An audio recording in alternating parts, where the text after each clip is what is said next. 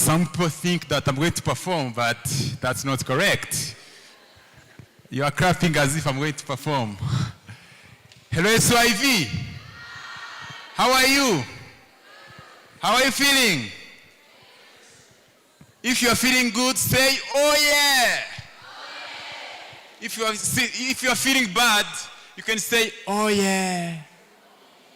Okay, that's okay. So, today is a special day. Everything you will see here is going to be new. And we hope that you're going to be inspired. We hope that you're going to learn a lot. If you think you're going to learn, say, oh yeah. So, the theme of today's Village Time is, who can guess? Restore the power within, brighten your future. Restore the power within and brighten your future. This is a very powerful theme because it reminds us that we have power inside us. Everyone has power inside ourselves. And sometimes it is possible that we forget that you have that power. Sivyo? Therefore, tonight, we are going to make sure that we restore the power within everybody. We are going to make sure that everyone's potential can be maximized. And that's the goal of tonight. So, this is a village time that we prepared as a way to promote awareness of mental health as something that many people tend to ignore, but of course not here. For us, we are going to be agents of change in our community, and we are going to learn a lot that are going to be a big package of that you can take to our community. So, I don't want to take too much time. I hope you are going to enjoy the village time. We have different performances, very special performances, new people, new faces, and I wish you to have an amazing village time.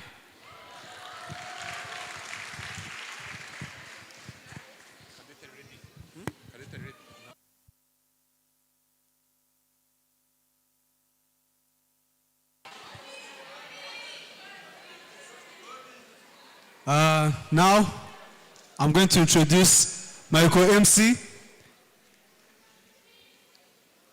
Petite. You're welcome on the stage.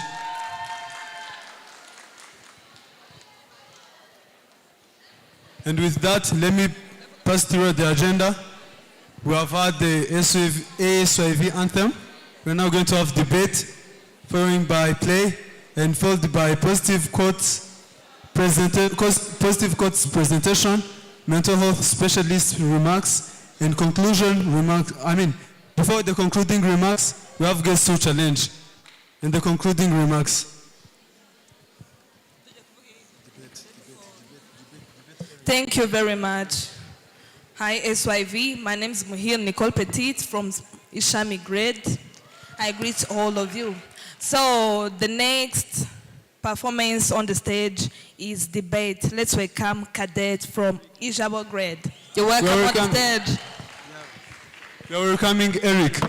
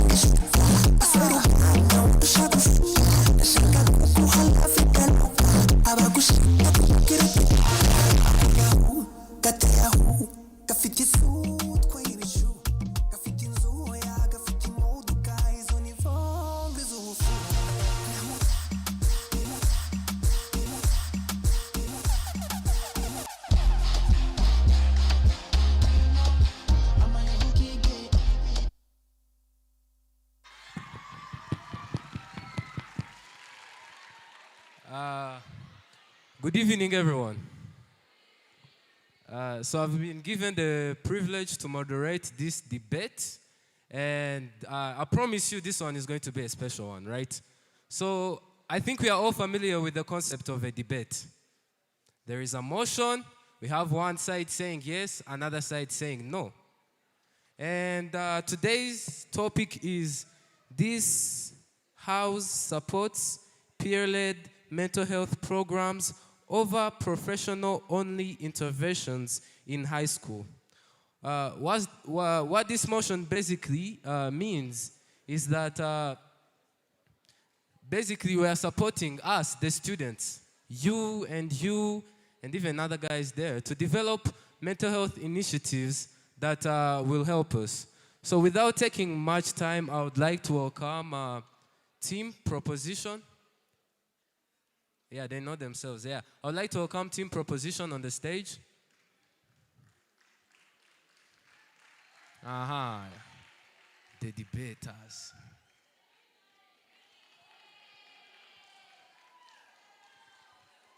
And I would like to welcome Team Opposition on the stage.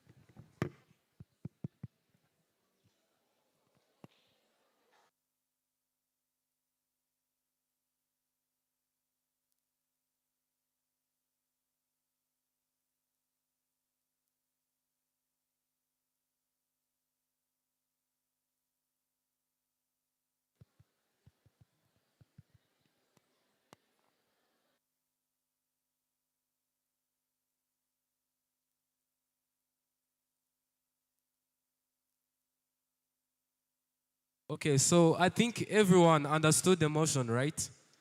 Let me repeat.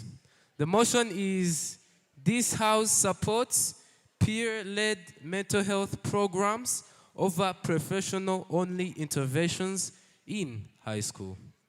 So I think you guys are ready to see the people give their points and crush each other.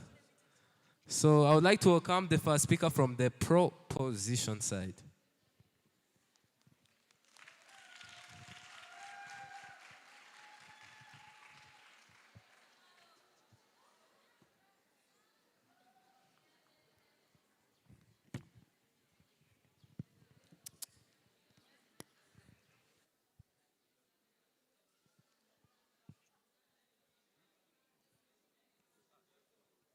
Each speaker will be given 4 minutes.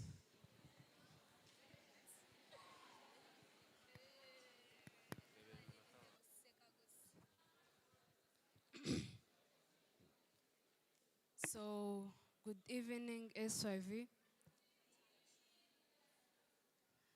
Thank you. As they say, we are going to do the debate of today's village time. I'm here by the names of Agahozo-Shalom from proposition side. And the motion of today states that this house supports peer-led mental health programs over professional-only interventions in high schools. So thank you so much. This motion of today doesn't really say that we should have only the professionals or the mental health led by the peers. But here our debate, as I'm the first speaker, I'll be doing the role of saying that we are not rejecting the professionals or the license for these counselors who have been trained for this. But for us, we will be saying that these peers are the most ones who should be applying these programs in the high schools. So we are going to start with the key terms. We have peer-led programs, peer-led mental health programs in schools. So these peer-led mental health programs, they are like these initiatives which are started by the students or other other friends of ours. For example, we have like Kirumutima initiatives, we have the mental health initiatives. All these sessions we usually have here at school in the morning, on Tuesday, Wednesday, and on Thursday. The professional only interventions. This means that there are programs where only licensed counselors provide mental health services and support.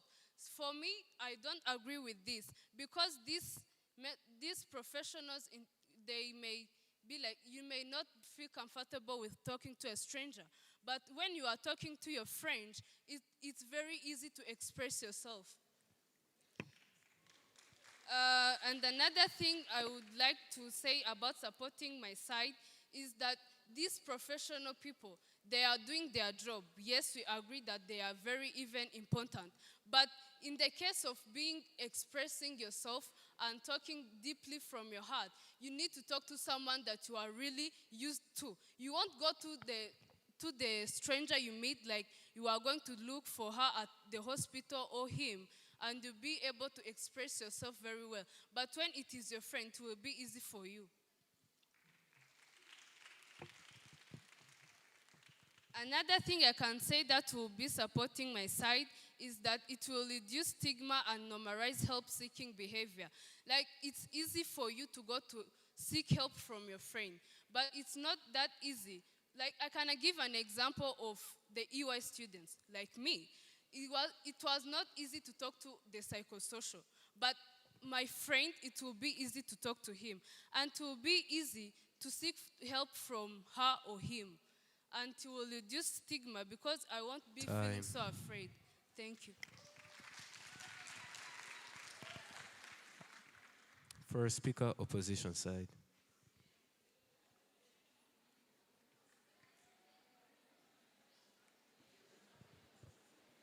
You can start. So thank you for speaker from opposition side opposing today's motion, which says that this house supports peer-led mental health programs over professional only intervention in high schools. So what do we mean by this motion? Let's dive through key terms. Peer-led mental health programs. These are programs. These are people with lived experience of mental health challenges, offer support for guidance to other facing similarities challenges.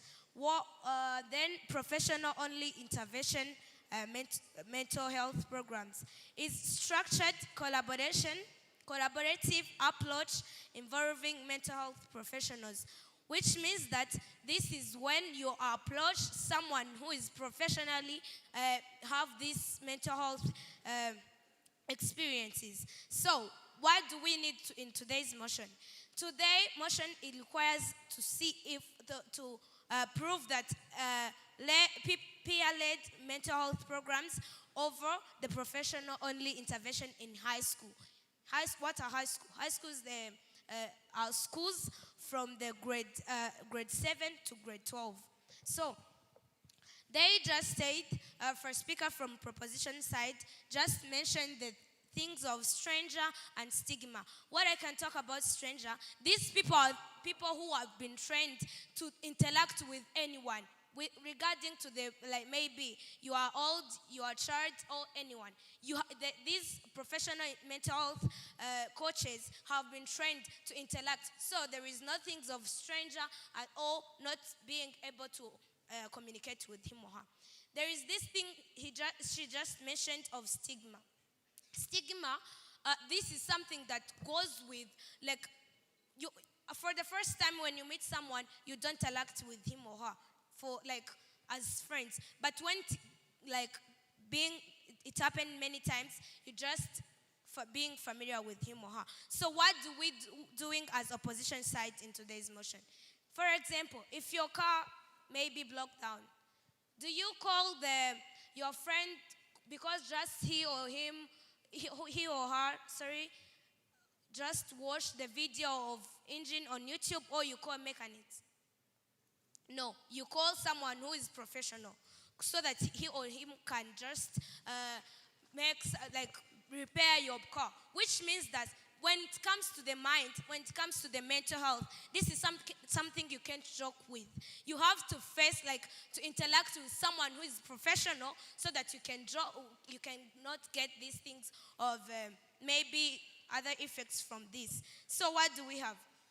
There is no system of accountability. For example, you have a problem, and in high school, we all, like, you have that problem of failing in class, then you reach out to your friend, he or him just say that you have to study very well, you have to work hard. Yeah, I get that point. But there is the other strategies, the professional who, like, are trained, can give you more than that's just hard work or any other thing. Time. I raised my case. Thank you. A reminder to both sides, you will not be given time to prepare for a reply speech, so you can start preparing now. And now I will welcome the second speaker.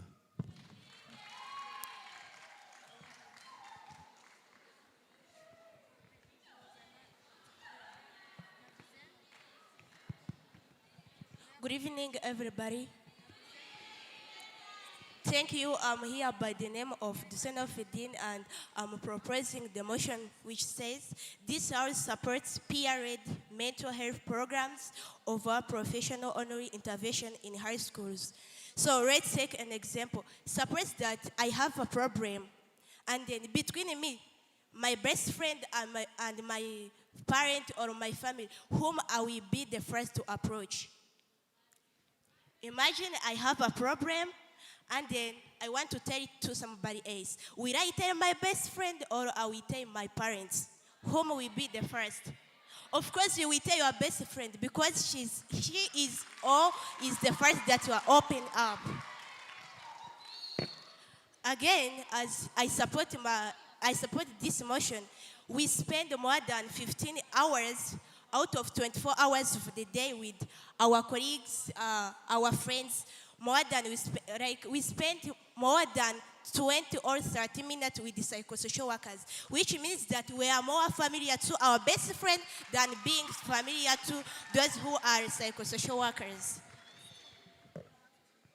Again, when you are having a problem or a certain issues, your friend or your colleague is the first that to approach, because maybe she can tell you that, you know, this problem you are passing through, even me, I passed through it, and this is the strategies I passed through to overcome this strategy. So this will be better for you to explain what he or she did, so that for you, it can be able to solve that problem.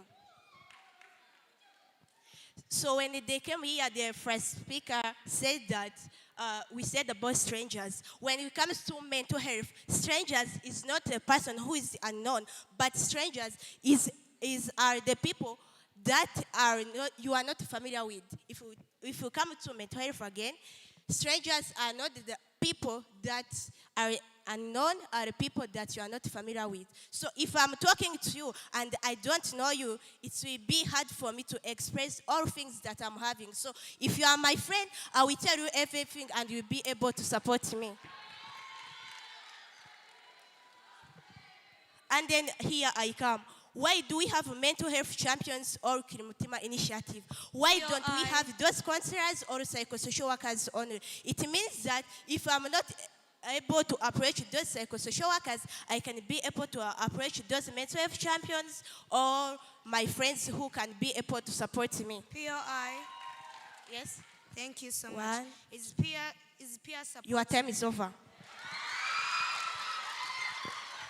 And here I have a last question for you, and I would like for you to answer this question. So if you think that psychosocial workers are the best or are the one that support than students, why do you think that we as students, we can support our colleagues or we can support them? We are here to support them, and if I'm open up to you, I can be able to give you ideas. But if you are not open up to me, I can't be able to express everything that I want to tell you. Thank you. I raise my case. Yes, second speaker from the opposition side, you're welcome.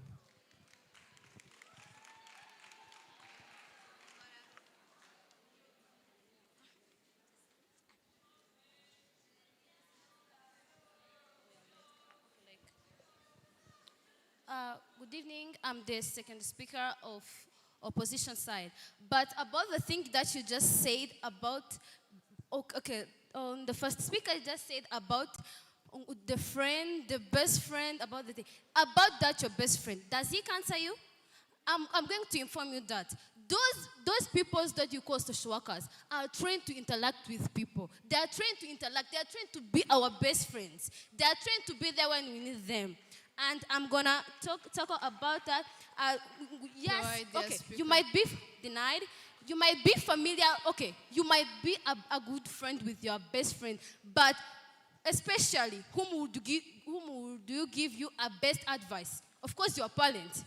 So I'm going to raise my case about training and expertise matter. Yes, of course. Psychosocial workers are very trained.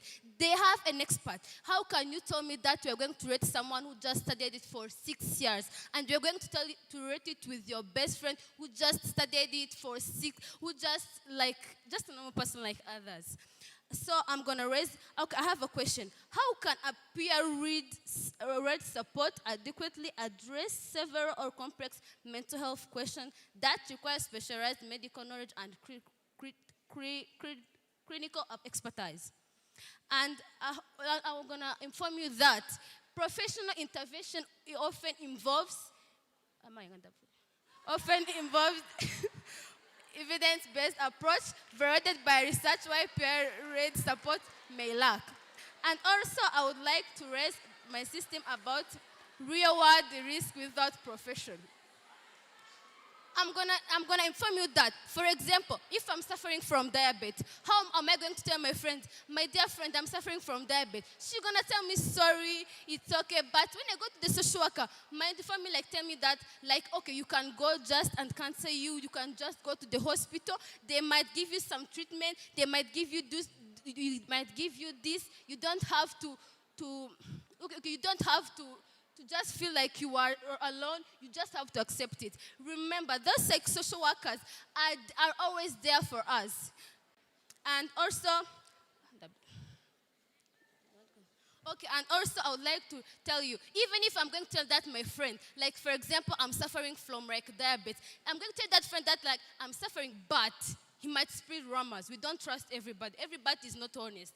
But that social worker can keep our trust. They keep our secret. They are always, okay, they manage to know how we feel. They can even feel us. But you might go and tell your friend and just go outside and say, yeah, you see that girl, she's suffering from this and this and this. Yet, she's hurting your feelings. And also,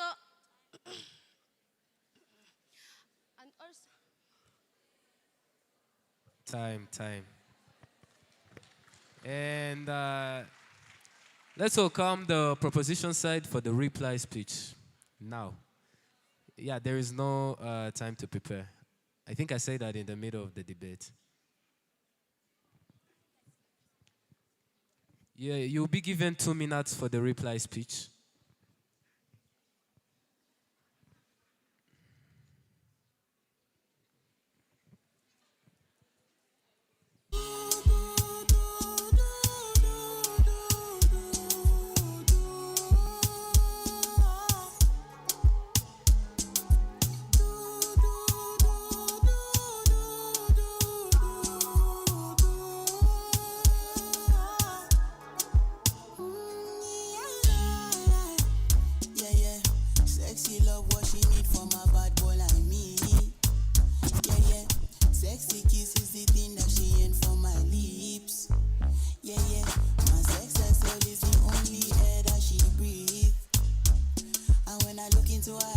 She can never get enough of me. Your body high me like lean. When we do it, skin to skin. And as the rush they increase, I feel the drip in your feet. Shorty says she feeling so. She grab my neck and she whisper, please. Shorty give me that splash from my chest to my knees.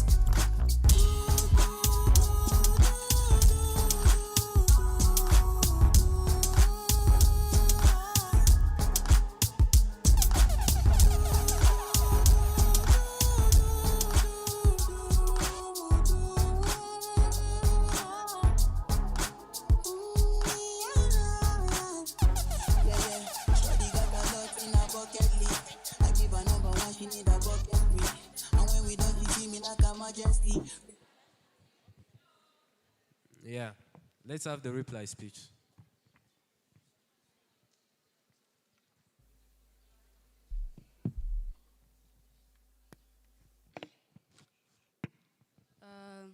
So thank you again. I'm back. And I'm going to tell you why my side, we think we should take this debate. Here we had almost 4 arguments.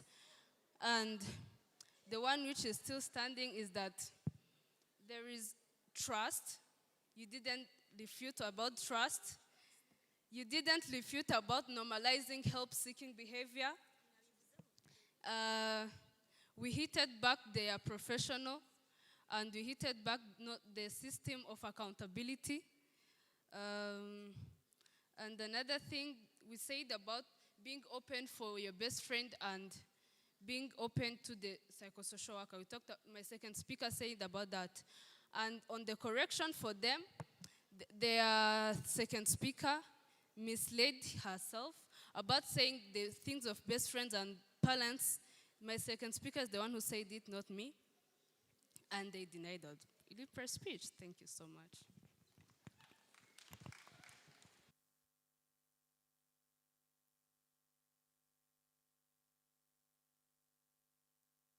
So thank you for speaker still.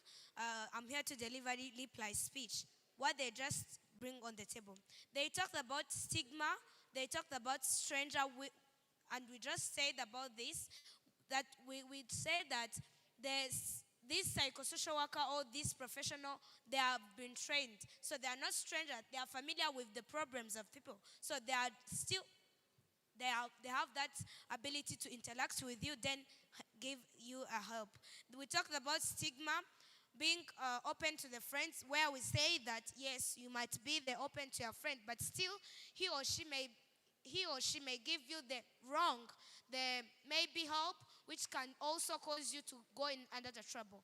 Still, this is something we can't vote with. So we talked about the trust they just mentioned, where we say that maybe you may trust your friend, but still there is these rumors. You might say your problem, then your friend go to tell other friends. That will bring more depression than what you had before. So we talked about training and experts matter. We talked about no system of accountability. We talked about real world risk without professionals. And we just mentioned how if we just allow this peer-led, the people will have more harms than goods, like the children's being depressed and even other. So do we let our children, our future generation, just go in trouble when we are seeing? No. We don't have to vote for empathy over the expertise. Thank you. So we come to the end of the debate. And what happens at the end, usually, we give the side that won, right? And we are going to say the winner in 3, 2, 1. The winner is everyone. Everyone is the winner, right? Everyone is the winner because any mental health initiative is advantageous to the community. So everyone who participated in this debate, you're the winner. And a winner gets an award, right? So I'd like to welcome Psychosocial Worker Gami to give the winners the awards. Thank you, guys.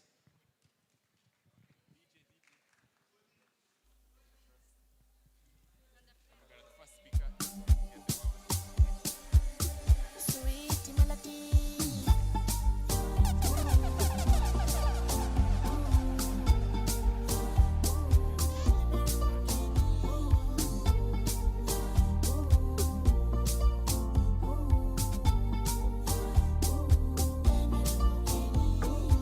Telling me what I owe you. Telling me what you wanted me to give you. My darling. What is it that they told you? Telling me how they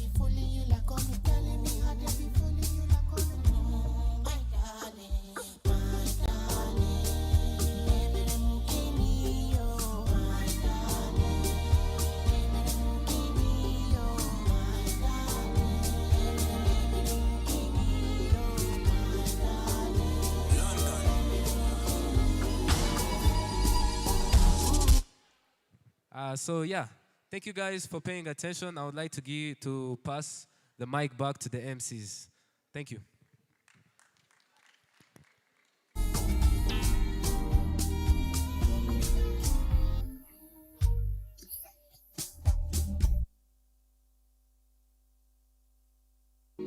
London.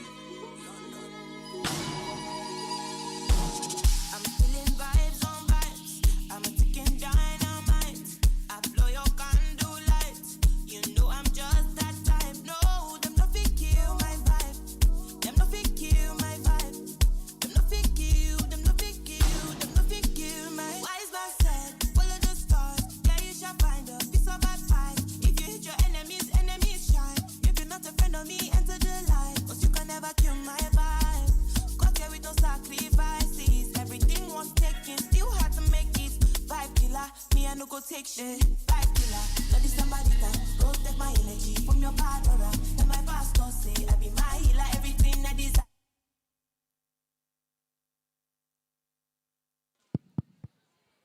Hi, everyone.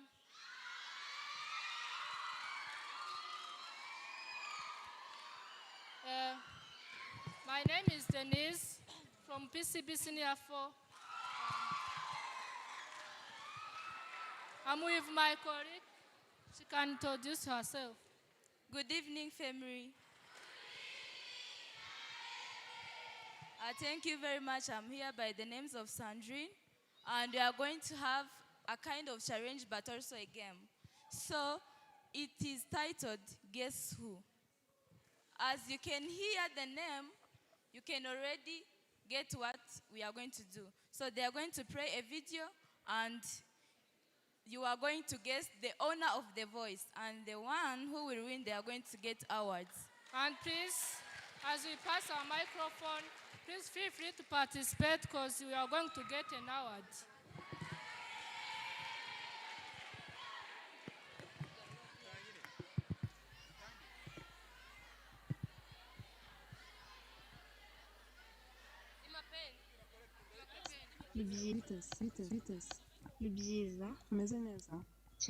So have you understood the game?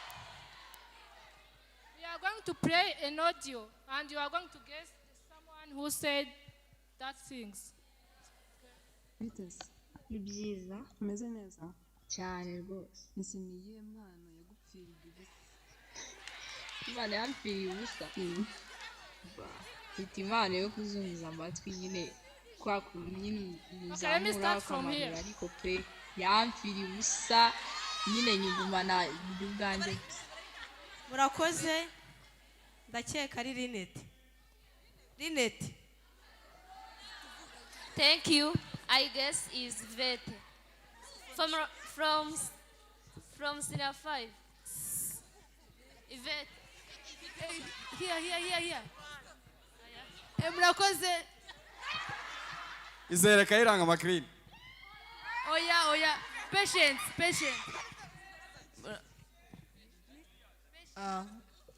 Murakoze, I guess is Patience. Murakoze, I guess is Isimbi Noera.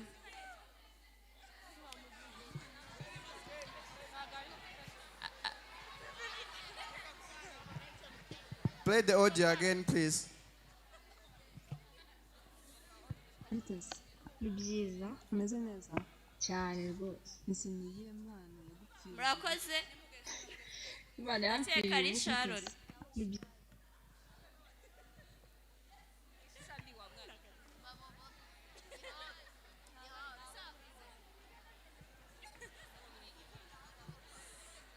Can you play again? Merine Senior 5.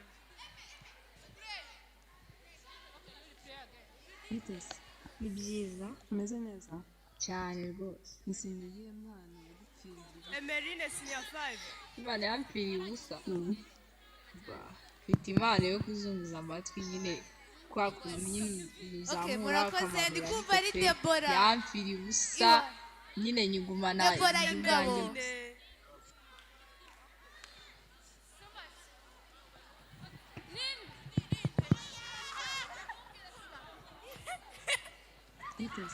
ni byiza umeze neza cyane rwose imana yapfiriye ubusa mfite impano yo kuzunguza amatwi nyine kwa kuntu nyine uzamura ukamanura ariko pe yamfiriye ubusa nyine nyigumana ubwanjye gusa. Patience. Okay, we are going to play another one. Patience. No. Isimbi. Can we tell you the name? Daniela.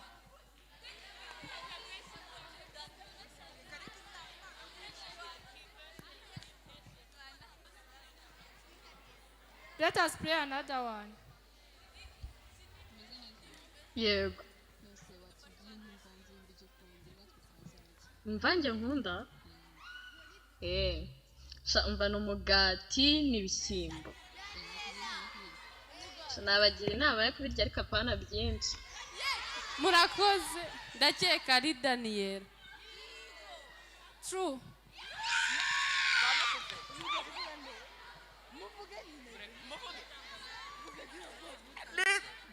Ni Daniel.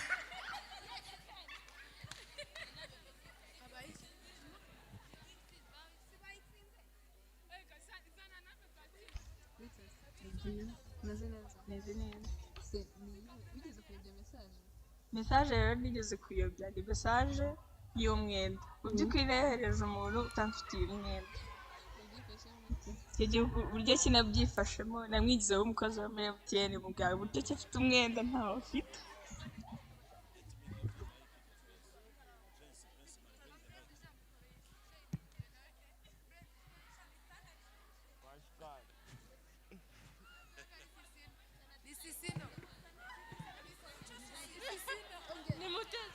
Kanyana Nikita. No.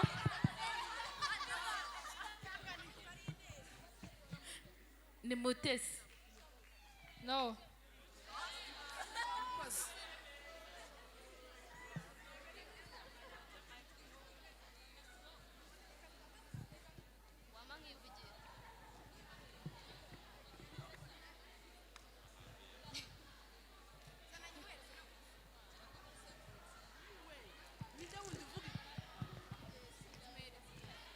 Ndakeka ari Mutesi Alphonsine. Pascal. Sandrine.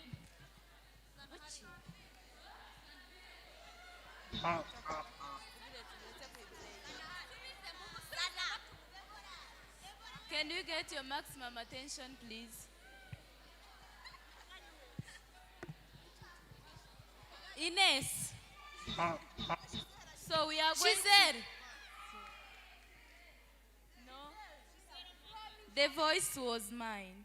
So we are going to start again.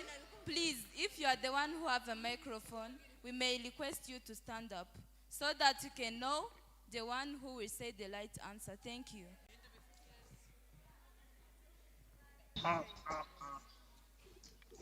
What is one talent I have that is completely useless? I like imitating people and different animals. When you Jasmine? No. Rineti?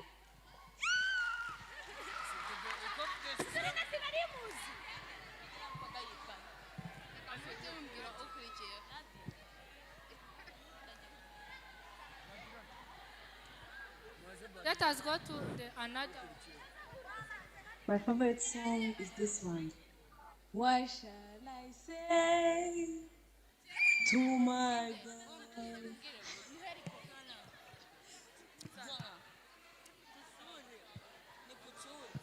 My favorite song is this one.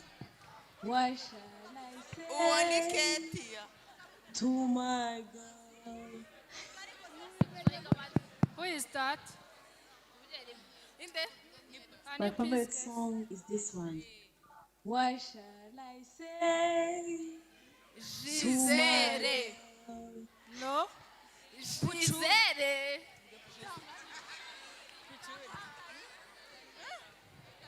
Daniela. No. My favorite song is this one. Puchuri, ewe. What? Can you please stand up?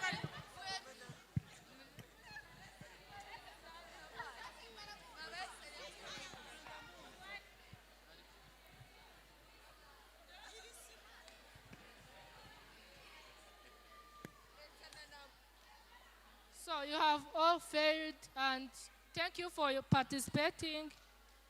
This was... Risi, man. Risi. No.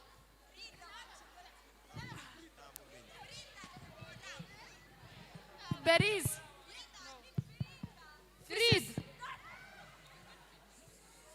Deborah. Attention. Naomi. Kerry. Savera. No. This is end of our game, and thank you for participating.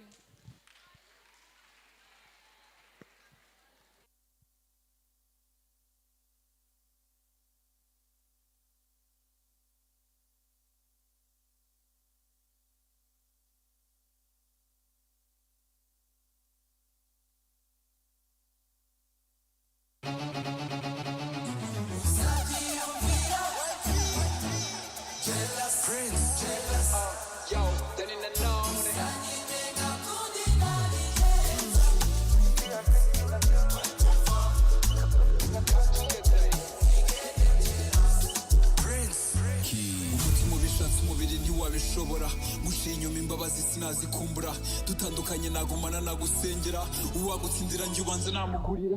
Okay, good evening everybody.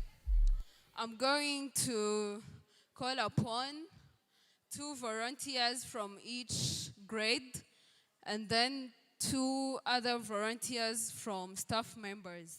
It's a game.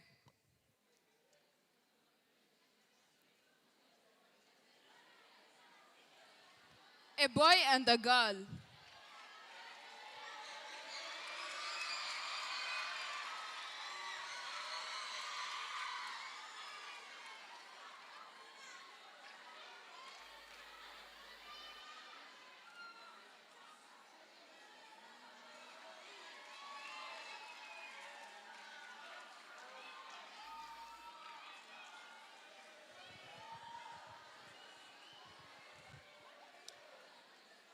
Can you volunteer, please? Volunteers from Inwari Glade, Ishami. We want a boy from Ishami and EY. Okay, Ingawa, sorry. Inwari.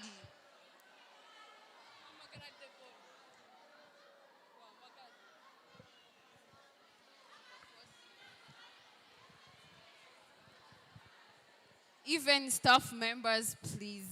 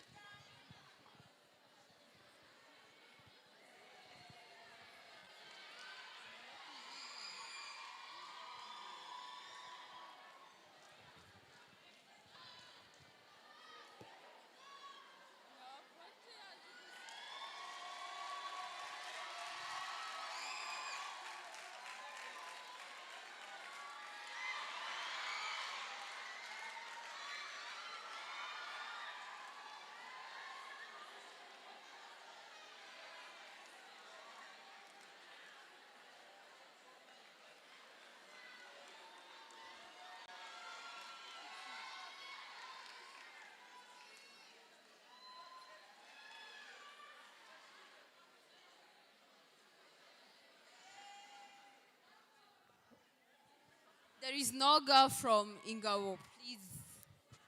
We want 1 volunteer. And then a boy from Ishami.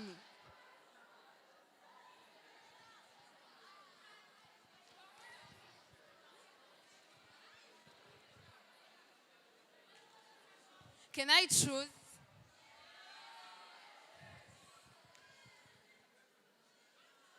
Mirka.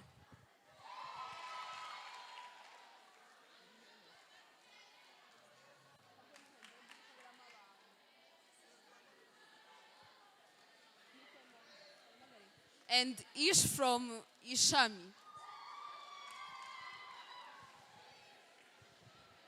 Can you hurry, please?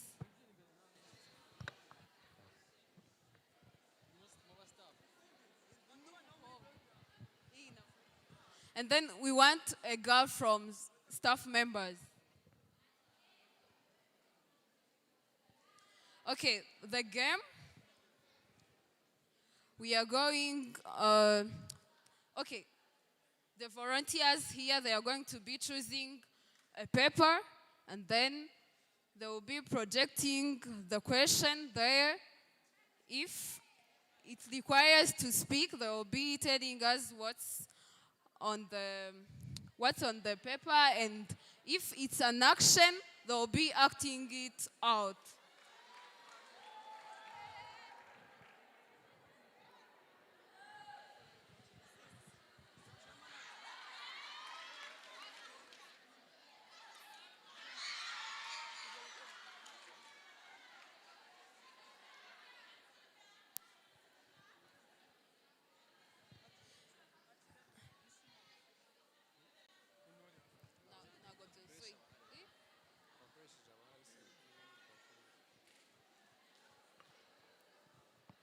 Okay, where can we start from?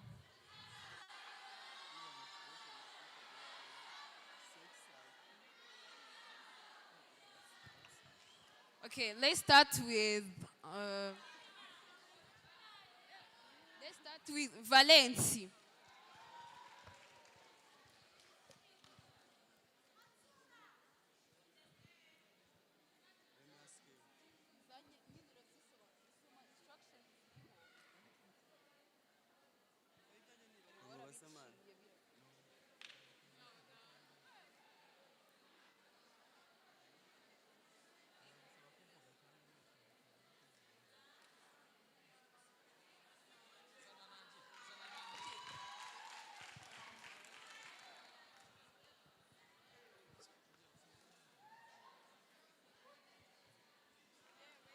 Check. Okay. The paper I picked has number 6. It tells, okay. It says, tell us one ASYV staff member who makes you laugh when you see them.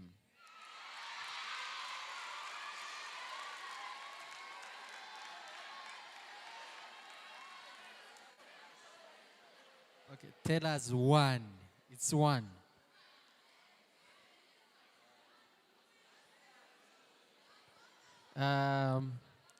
It's Gami.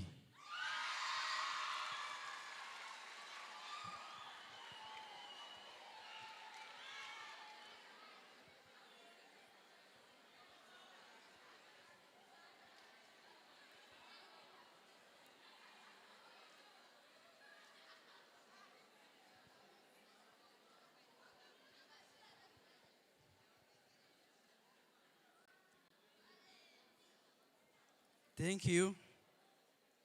My task is to act like if I won scholarship to my favorite university.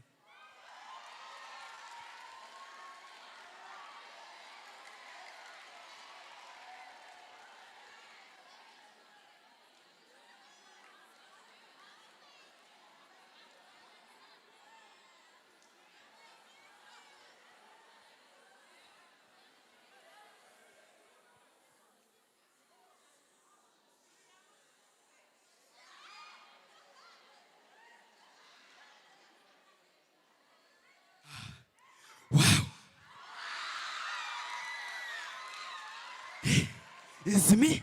It's me.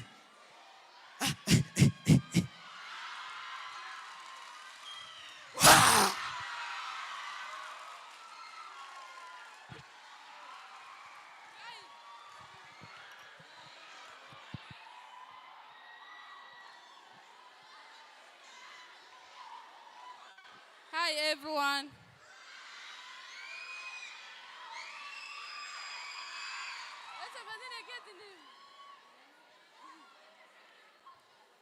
This is what we write in here is show us in action how to sing well versus how to sing bad.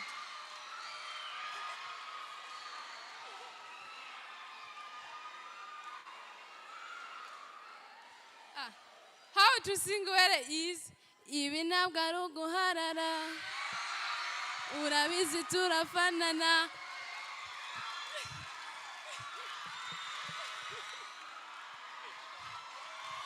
Attention, please.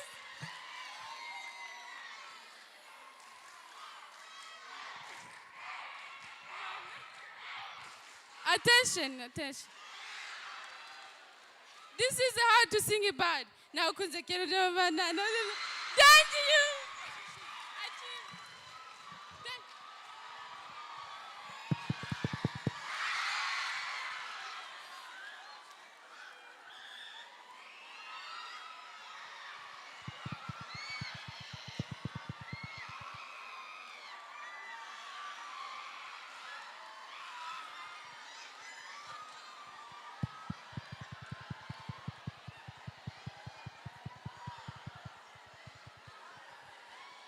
Hello. Hello.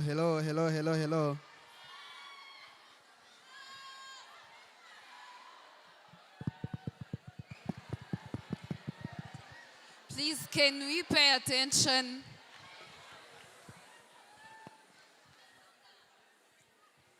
Yeah, thank you so much.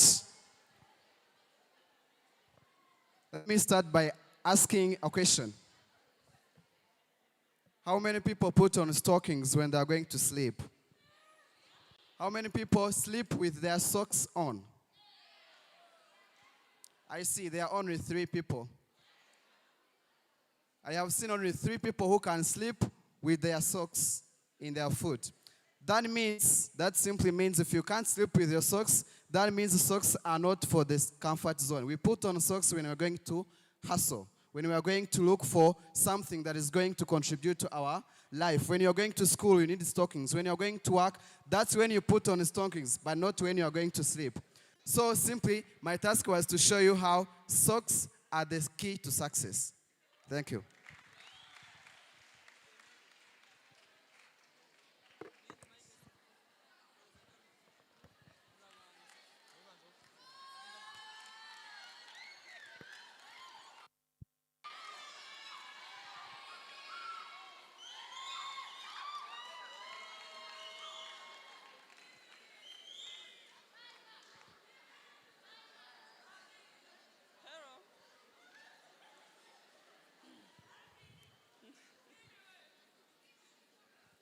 Tell us your favorite animal without using words.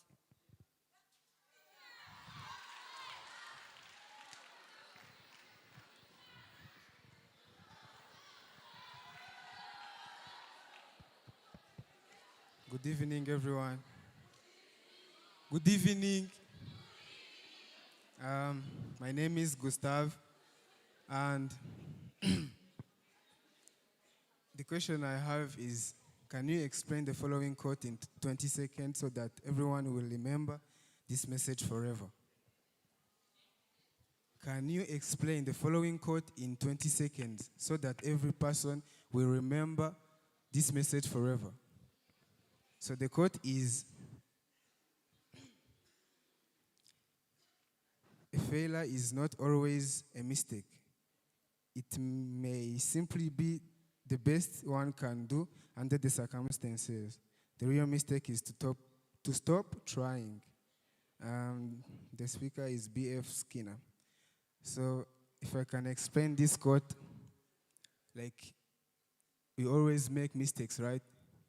But if we make mistakes, you are not the first who make the mistake.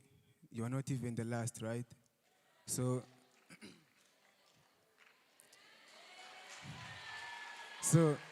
you have to make sure that if you did that mistake, you learn a lesson in a lesson in that mistake, so that next time you cannot do the same mistake and continue your things. Thank you.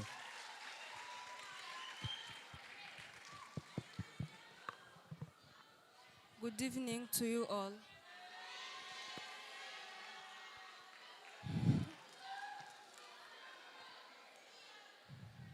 My name is Siombua.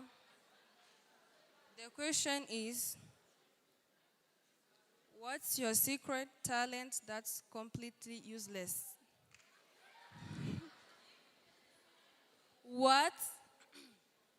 What's your secret talent that's completely useless?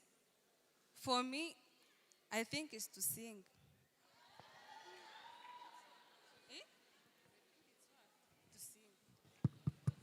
Okay, hi everyone.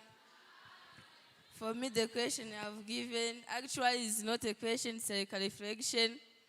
It says that, tell us 3 things you learned from awareness minutes. Okay, the first I think I learned from awareness minute is Pomodoro. Do you all know it? Okay, about Pomodoro is how you can revise and take a lesson between, like, revise it 45 minutes and take 5 minutes for a lesson so that you can be, like, remembering what you have revised before. Another thing I learned from awareness minutes is like having a gratitude, like be appreciative of what you did, like be happy of it, be proud of your achievement. Don't judge yourself. If you did wrong, like accept it to be corrected, and if you did something correct, like try to appreciate yourself. The last thing I learned is to be appreciative to others. Show others that, like, if someone has helped you, you have to thank him or her, showing that you have achieved. Like, you came from one level and you reached on another level because of support you got from her or him. Thank you very much.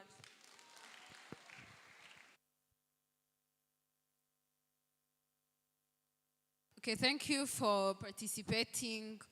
Have great time.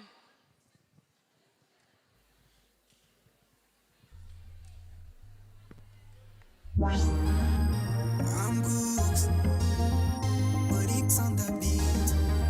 When I look in your eyes, you make me shy. Gusa muri nje ndani, I feel something burning my heart. Girl, when you smiling, I be losing my mind. Girl, when you touching, I will want it like that. She wanna be with me all night. She drive me crazy, but can't fight murezi. Girl, you matuma sabike, ulikeze uribye sedo anyway. Girl, want me tie no ticket. All I know is you love you what I'm magijeke. Sabike, give me la vie, no, I don't need your money. Let's stop talking fully.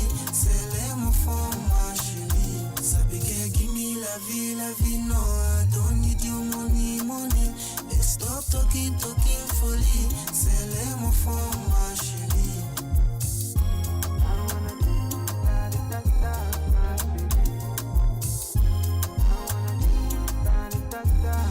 Yeah, girl, you so sexy, so sweet.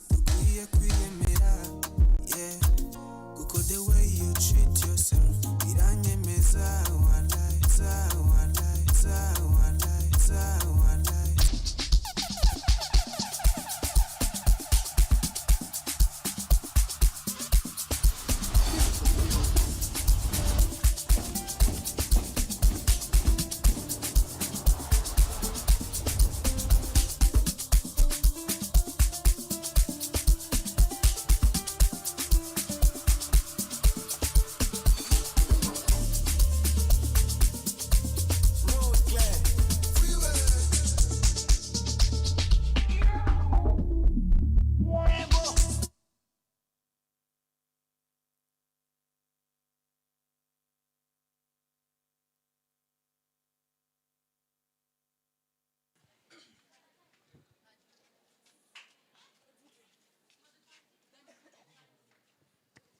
Here is the play's title, Mia's Light.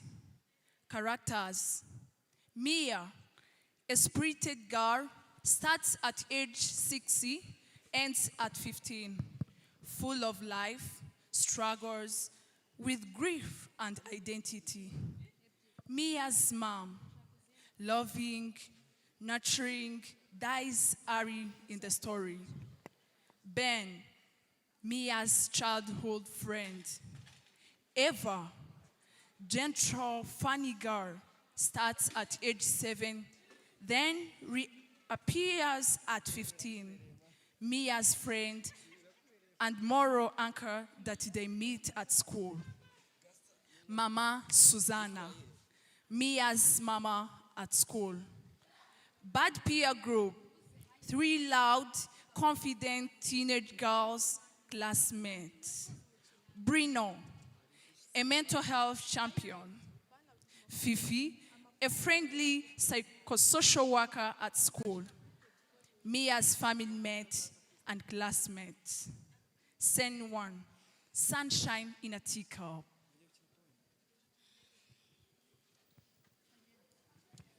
Nijitangaza, nijitangaza. Njemunyata awagatiza. Nijitangaza. Where am I going to hide this? She don't have to find it first. Where? Maybe here?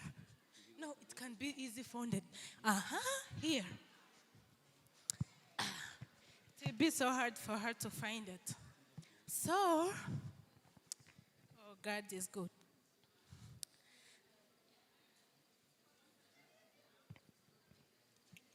Nijitangaza, nijitangaza. Kuko nahagakiza kubona. Nijitangaza. Then, okay.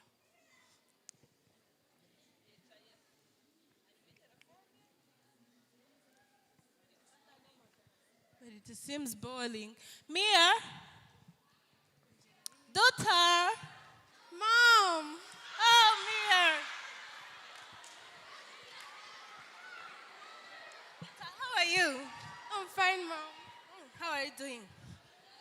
I'm fine. I was watching just cartoon over there in my room. You was watching cartoons again? But daughter, you're always watching cartoons. Even your eyes are turning red. I don't want your eyes to turn red. Please stop it. Okay, Mom, I'll reduce it. You will? You promise? Sure. Okay. But it seems that you're not feeling good. Of course, Mom. I need a new phone. Just an iPhone. Okay. And also, I need to do my nails. Even my shoes is old. Oh, I see, daughter. Then, I don't know if that man is really ready. I will order for you other things, don't worry, But I want you to be happy. Okay. Okay. Just smile a little bit. A smile. I like when my like daughter that. is smiling. Okay. You know what, daughter? I brought something. Really? But for me to give it to you, you have to guess. Mom, again guessing? Yeah. Okay, but give me a hint. A hint? Yeah, Mom. You 'cause- always find. That's why you always cheat on me. Mom, you're so tricky. I can't just guess like that. Okay, freeze. Is something to eat? No. Something to wear? No. Something to drink? No. Mom, you're so... Okay. Let me give you a hint. Something to use. Something to use? Is that makeups? Oh. Mom. Okay, I see you don't. I'm going to tell you what is it. A set bag? No. Mom. Okay, I'm going to tell it to you, but you will find it on your own. Okay, tell me. Where is it? You will go in my room, find everywhere. It's a toy. Mom, let me go to find it. Oh my God. Where is it? Whoa, Mom is so cute. Mia. It's so beautiful. Mia. Mom! Mom, what's happened? Mom, help! Help! Mom, hold yourself. Mom, hold yourself. Mom, help! Help! Mom, hold yourself. Mom, hold yourself. Help! Help!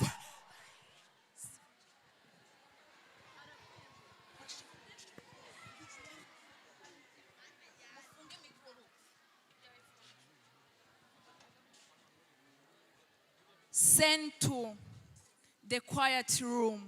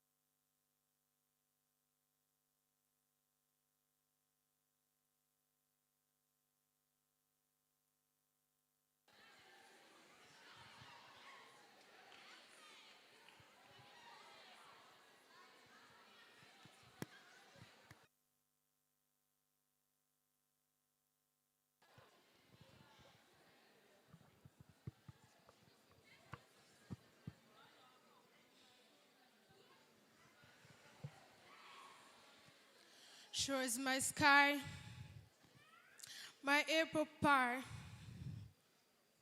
my song that make my sadness to fry. And now she go. Now I'm alone.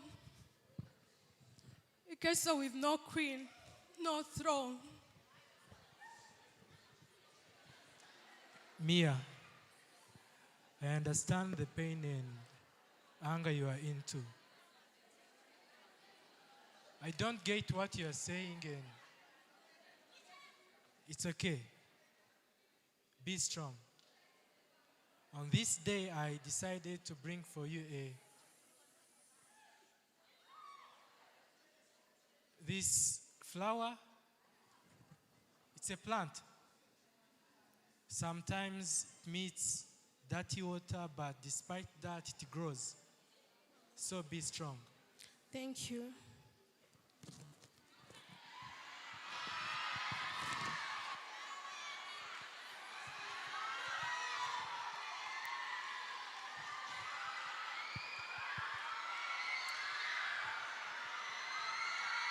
Thank you guys for coming here.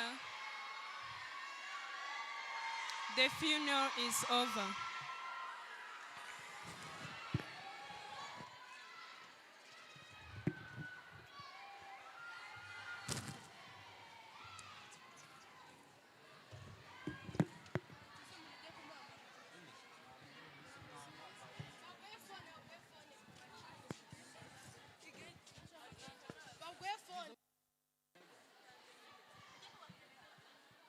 Scene 3 at school. Bad peer pressure.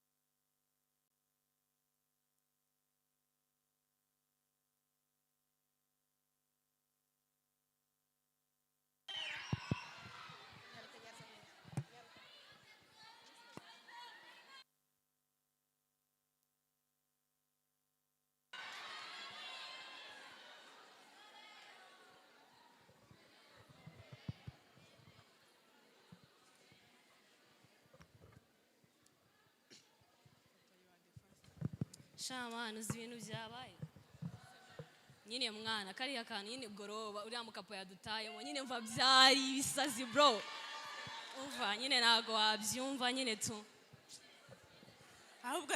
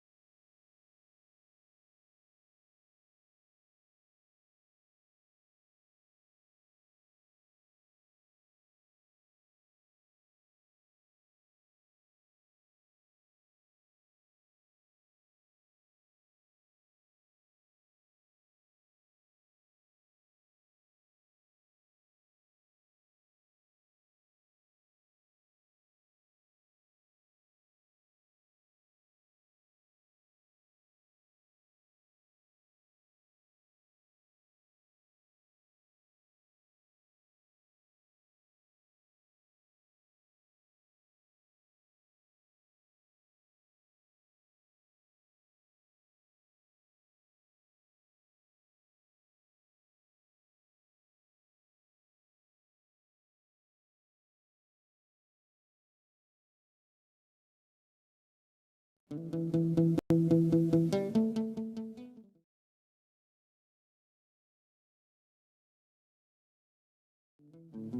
dream is to see forward, to become someone, to help others, and to have a good life. Yes.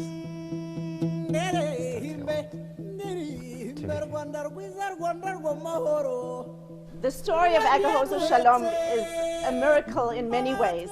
In November of 2005, I learned of the orphan problem in Rwanda. And at that time, there were about 1.2 million orphans in Rwanda with no systemic solution to dealing with the problem. After the Second World War, there were hundreds and thousands of orphans who came to the new state of Israel. I wondered if the solution that had worked in Israel, which was really the creation of youth villages, is something that would work in Rwanda. Sitting at my computer in New York, somebody had told me about a man named Dr. Chaim Perry, who ran a youth village in Israel named Yamin Ord. And so I said, Leave me alone. I'm not interested in those games. I beg. Mia, please. Could you please leave me alone? Give me my space. Just let me breathe. Right? Go and play your games with your cousins. I'm not interested. Give me my space to breathe. Leave me alone. I beg. Right? But Mia, here we're family. Please. Please what? Come and join us in the game. I'm not interested in those games. I beg your pardon. Mia, please.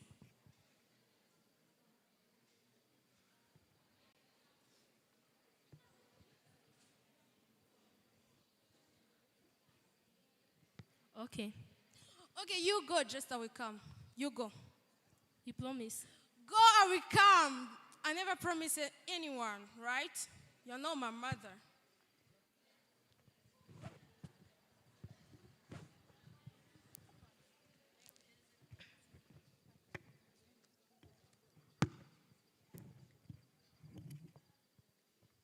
Can see others are happy.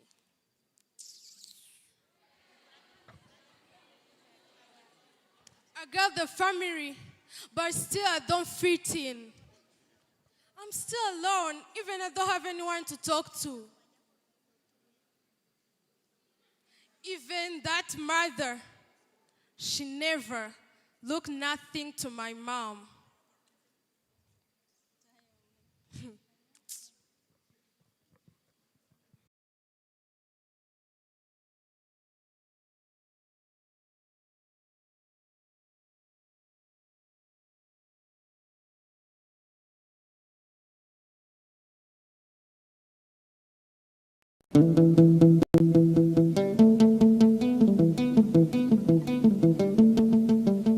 Rwanda. And at that time, there were about 1.2 million orphans in Rwanda with no systemic solution to dealing with the problem. After the Second World War, there were hundreds and thousands of orphans who came to the new state of Israel.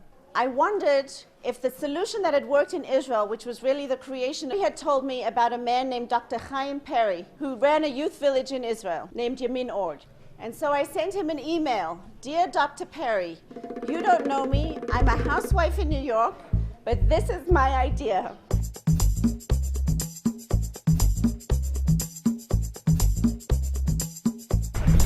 Okay, I'm going to change it to channel 11. Copy.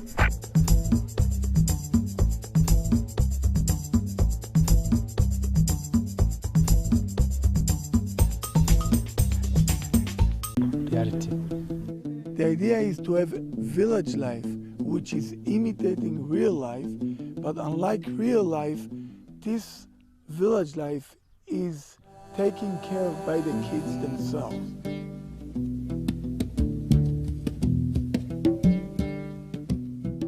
I think the excitement in the village about the kids coming today is really indescribable. The team that's here is really unbelievable. The volunteers from Israel and America are just amazing. We have 8 people who couldn't be better.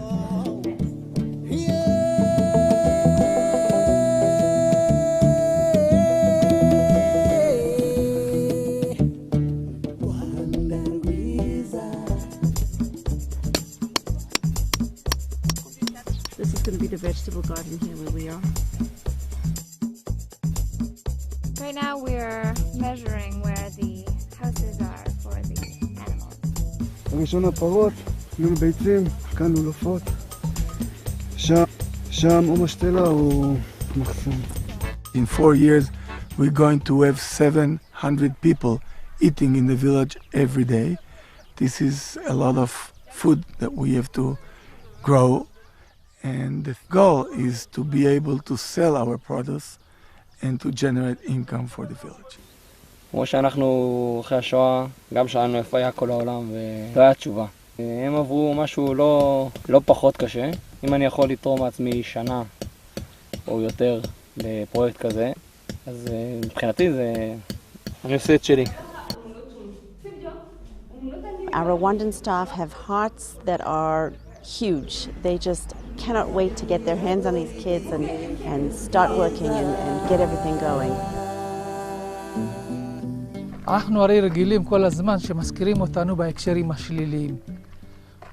ופה אנחנו לא מקבלים זה, אלא באים אנחנו לתת. Definitely things that reminds me of Yamin Ord, the symbolism in every single thing and the reason that one building is in a certain place to inspire, having the school at the highest point to say that learning is our highest idea.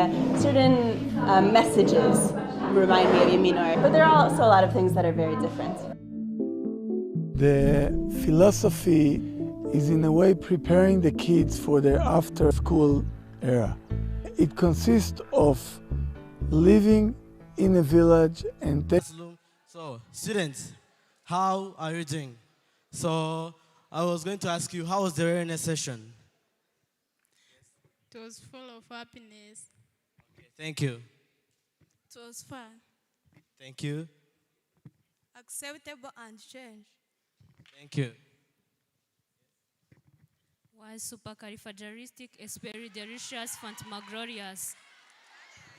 Thank you so much, and stay tuned. Welcome for the next session.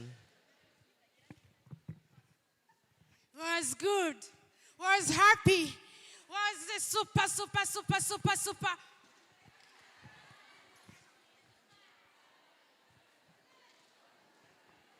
Interesting in hearing. Hear what?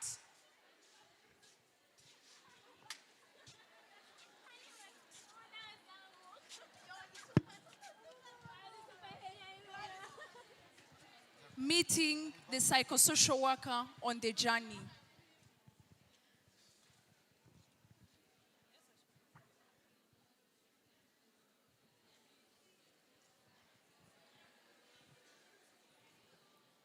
Hello, Mia.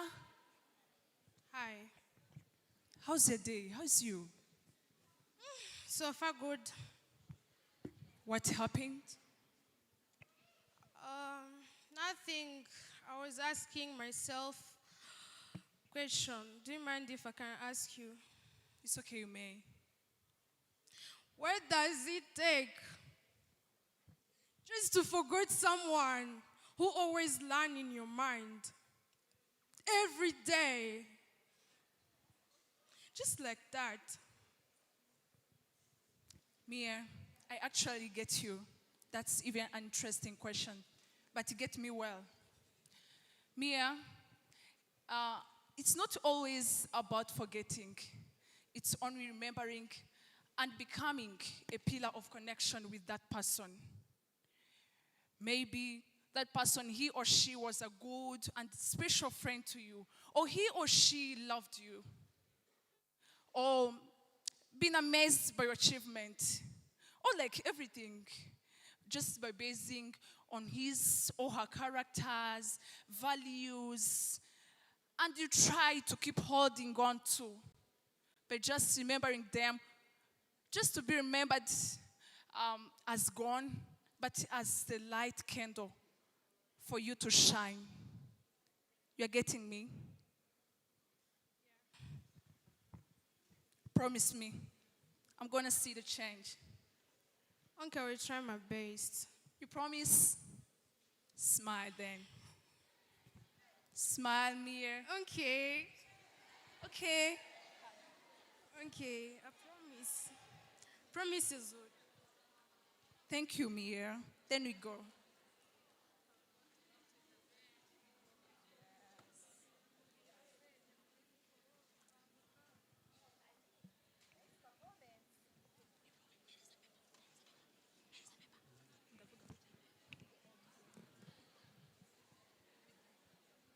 Mia meeting with the old friend.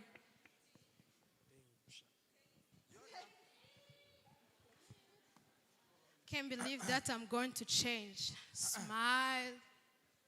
It's all about remembering, but... Mia, how are you? Excuse yourself. Sorry? Hi. Hi, you see, I was heading somewhere and I And then? wanted someone to escort me, please. Me escorting you. You want me, Mia, to escort you. We are friends, Wow. Interesting. Sure. Yeah, You we want are me to friends. escort you just like that. Wow. Who are you? Okay. Look at you. Wow. Oh. I remember that I promised my psychosocial worker to never hurt another person because of my past. The past is the past. Okay, let me accompany you. Where are you going? Okay, I was heading to the art center to see some pictures, drawings, so let's go, please. Okay. But anyway, how have you been? Oh, I'm good. I'm fine. Okay, I understand. Oh, wow, I like the paintings. Jesus Christ. Wow. Look the art. Isn't it Wow, good? it's good. Even I like the colors. Look that one with the sun. Wow. Yeah, that's fun. Hey, wow. Wow. See the colors. Wow, I like the yellow, the greens, the blacks. Wow. No. Do you know what the colors mean?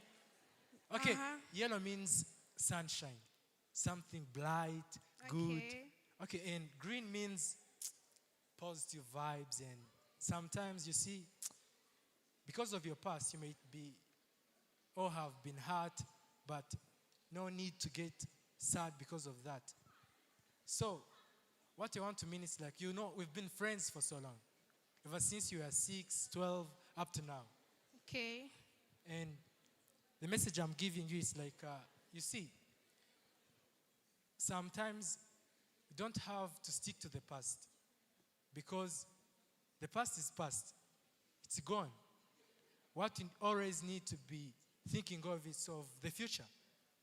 So, you being alone, depressed, sad, that's not good, Mia. I wish you something good, so think of this. Having a bright future with someone new, a partner, kids, that's good, right? So, instead of drinking or taking drugs, alcohol, change, Mia. That's something I wish for you. That's what I had, and with that said, Okay, this thank picture, you. I may give it to you as a gift. Sure? Yeah. So, that means that all things you are talking about, you are the one who painted. Nice. Wow, you're so good. Thank you so much. Thank you so much. But are you really going to give me that? Okay, am I the one? Okay, the person who drew it is my friend. Okay. And yeah, she's my friend. And I decided to give it to you on behalf. A friend of your friend is... Your friend? Yeah, actually. She's my friend. And then you are too my friend. So I'm giving it to you as a friend too, right? Thank you. So let's take it. Thank you. Thank you too, Mia. So I'm going there at school, so we'll meet, right? We'll meet. Okay, bye.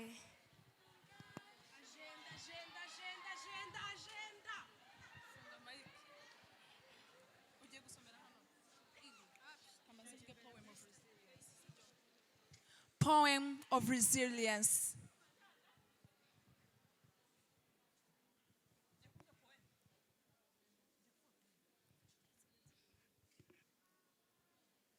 It's not the scars that defined who I am,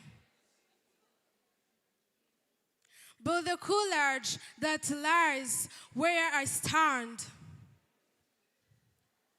I won't hold to shadow that feet. It'll dance in light and frayed. A past, a story, it's part of me. I know, it's part of me. But I choose the strength that make me to be free. I choose the strength. The future's canvas, bright and wide. With every step, I'll find my guide. Not in the pain that put me low, but in the seeds of the hope that I saw. With friends, with love, with all I have learned, I'm sure, I'm totally sure that it led the way of those who have yearned. It's me and you to heal each other. You can heal your neighbor. And it's okay to not to be okay.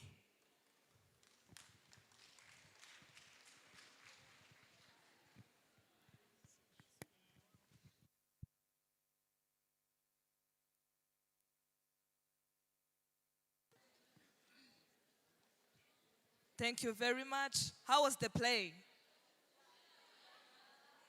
Oh,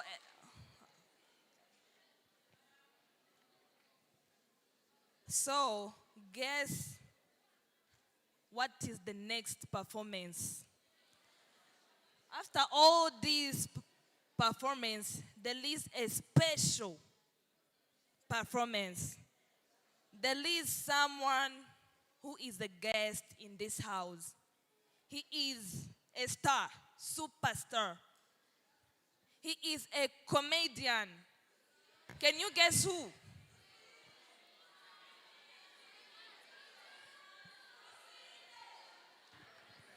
Can you guess who?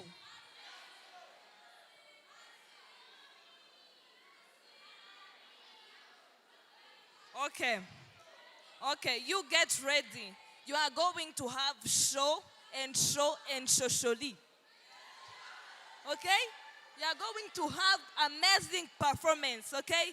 So let's welcome superstar in the house.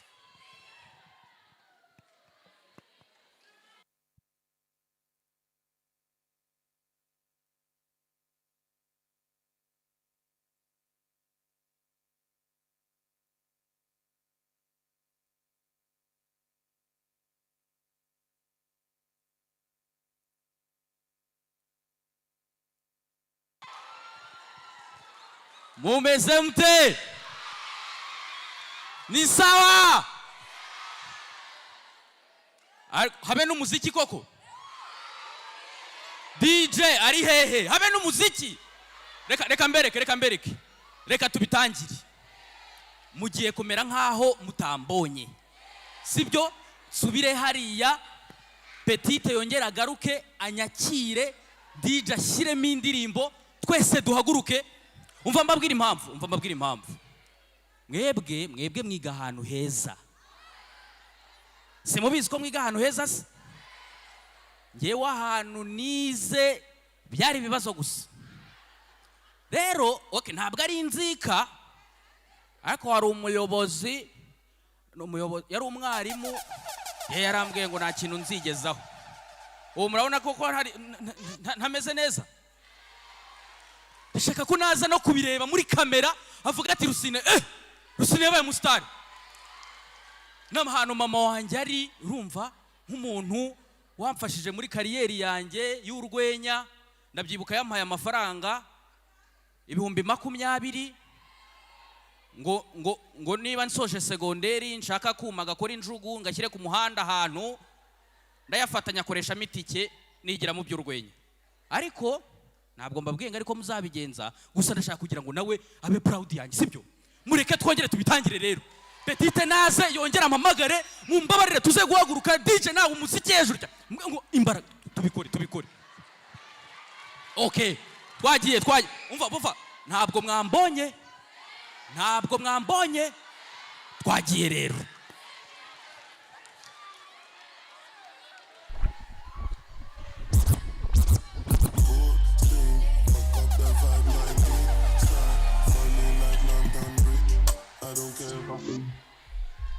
Okay, you've been waiting for this moment.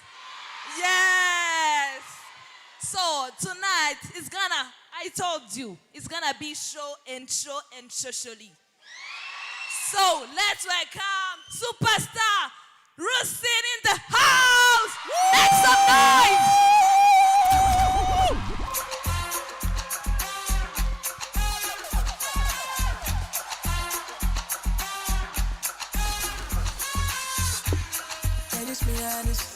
I don't know if I be honest. She in control, she feel on it. Be patrol, I got me down. You like this, I like in my love. I love in your love. I'm trying to show you up. You up, she really my latest girl. She really my favorite girl. Thank you. Murashaka dukoresha icyongereza cyangwa dukoresha ikinyarwanda? English or Kinyarwanda? Kinyarwanda. Ni bande bashaka ikinyarwanda? English. Aha. Reka mbereke rero. Kugira ngo tubyoroshye kubera ko hano hari n'abandi bantu batumva ikinyarwanda sibyo cyangwa ari muke. We are going to use both languages. Right? Ariko I will need a translator. Jewe ndavuga mu kinyarwanda, umwana wiyaminiya aze hano atya translating mu cyongereza. Umuntu wiyaminiya ngwino amashyi cyane.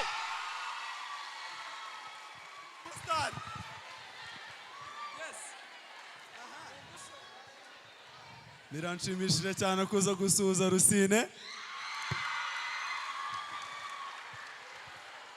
Mfatira an opportunity. What's your name? What's your name? Moses. Yeah. Okay. Thank you. So Moses is going to translate for me. I'll speak Kinyarwanda and Moses will translate in English. Yes? Yes. Okay. Good evening, ladies and gentlemen. Oh. That's English. Mumeze neza? Are you okay? Murishimye? Are you happy? Buriya rero kubatabizi. So to those who doesn't know, mfite impano nyinshi. I have many talents. Ndi umunyarwenya. I'm a comedian. Nkina filme. I'm a movie actor. Ndi umunyamakuru. I'm a journalist. Nkaba ndi n'umu MC. And I'm an MC. Rimwe rero nagiye mu bukwe. One time I went in the wedding. Bampaye akazi ko kuba MC mu bukwe. They gave me a job to be an MC in the wedding. Murabizi mwese mu bukwe no gukoresha iki? Ikinyarwanda. You all know in the wedding we use Kinyarwanda. Nuko mfata ijambo. Then I took a word.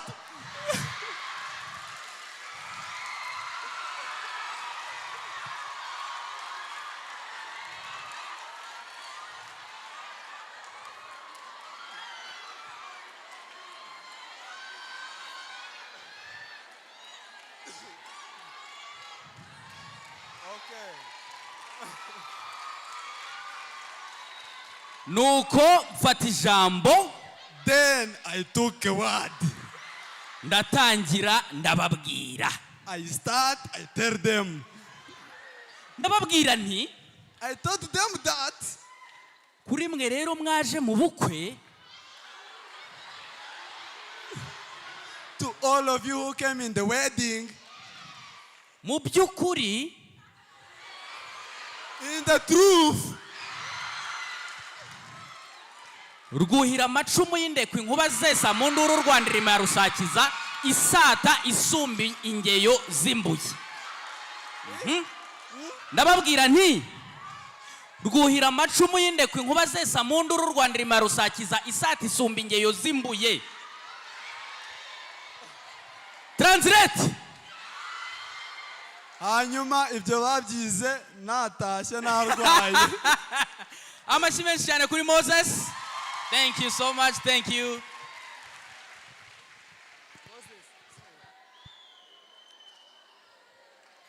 Ndumva twanaganira.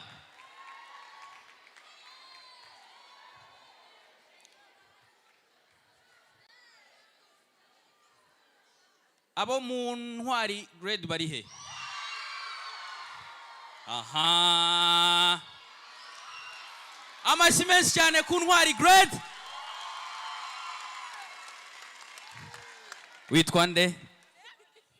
Alpha. Alpha. Alpha gusa?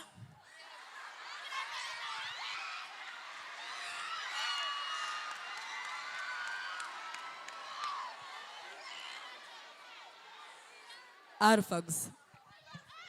Okay.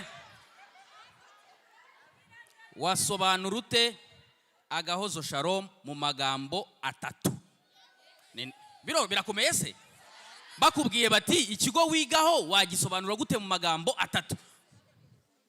Okay, ngereka nsobanura icyo nigaga mu magambo atatu kugira ngo bimworohere. Icyambere.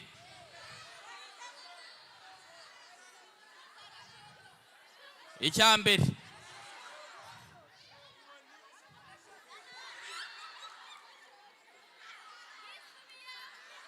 Twebwe ahantu nize bambwiye ngo murya amagi.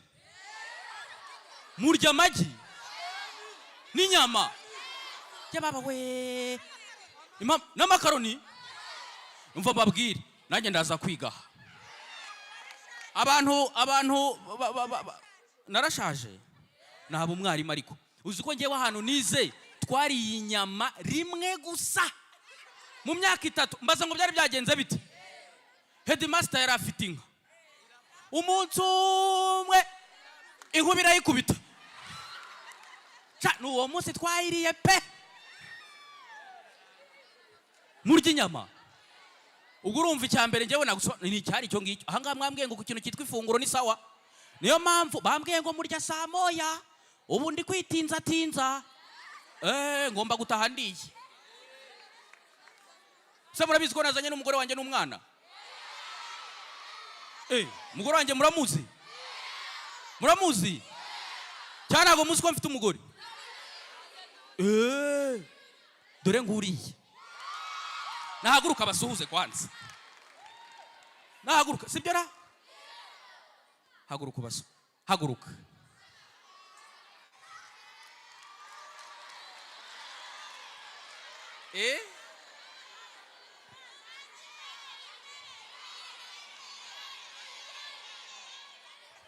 Reka mbabwire rero.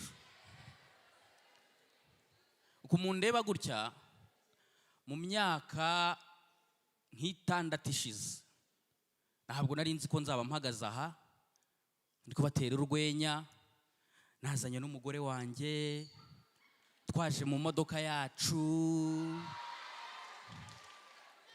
nambaye agashati n'agapantaro gutya nshobora kuba navuga icyongereza nashyiraho utuntu nk'utu ngutwu tw'utunweri n'ukuri ntabyo narinzi. Uzi impamvu ibi bintu byose mureba ngewe nabikuye mu maboko yanjye.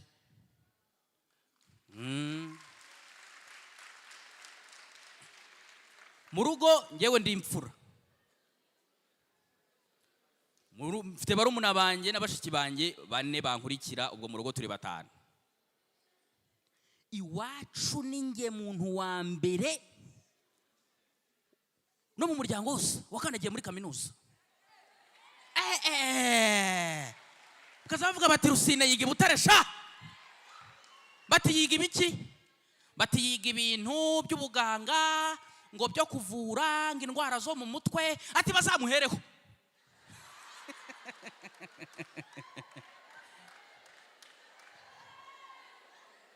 Hanyuma mbere yuko njya no muri kaminuza, mbere yuko njya muri segonderi,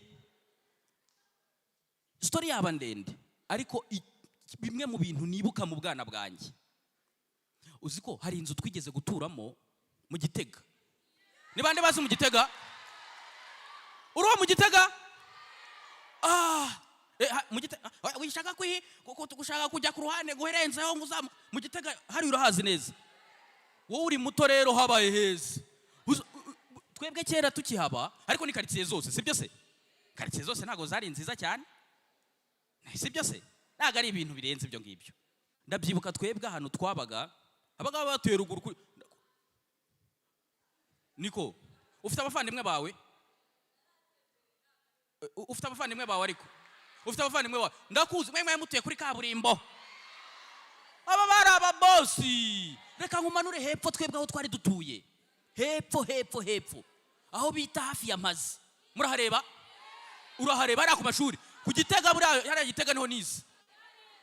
Hariya rero ibintu byari bikomeye cyane ngewe. Singiye kubabeshya pe. Ndabyibuka hari inzu twigeze kubamo, mama atujyanye kubamo, twayishyuraga 3. Nukuri 1,000, 2, 3. Noneho yari meze nk'ishuri. Nta cyumba, nta korodoro, nta kintu na kimwe. Ndabyibuka neza, ni naho namenyeye kubaka. Nitwe twishyuriyemo ibyumba. Impamo y'Imana. Ariko rero ku nareshyaga, nari mfite imyaka 8. Nareshyaga nya. Kandi urumva mubyeyi wanjye nawe hari ukuntu nyine nawe tari muremure cyane. Twubatse aho twareshyaga. Ibyumba byareshyaga bitya. Ejo bundi narahanyuze, hari n'agafoto nahafashe. Uragafite ngo kabereke kanyereke. Hari n'agafoto nahafashe rwose ninjira mu nzu do ibyumba nabitambukaga arinya. Icy'abashyitsi, igikoni, sarama, urya.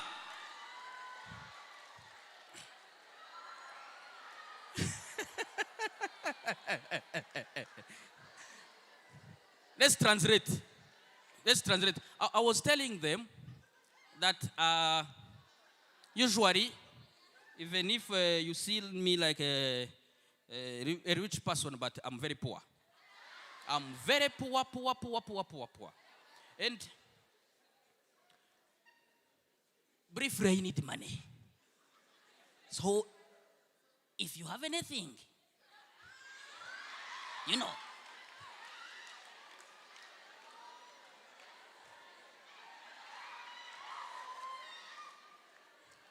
So,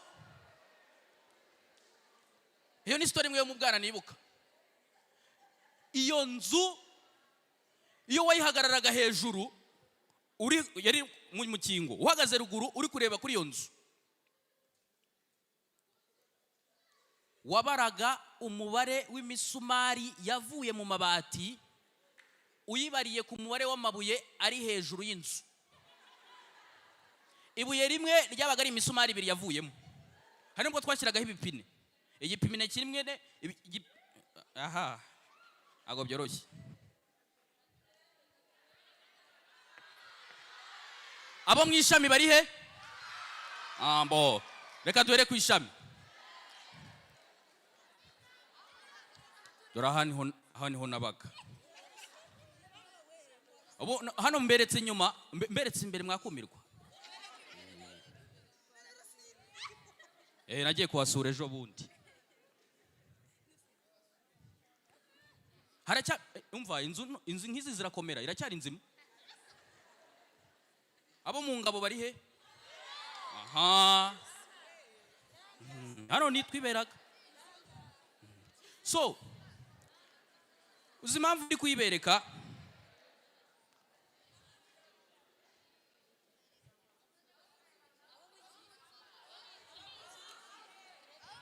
Arya ni babandi ijabo, sorry.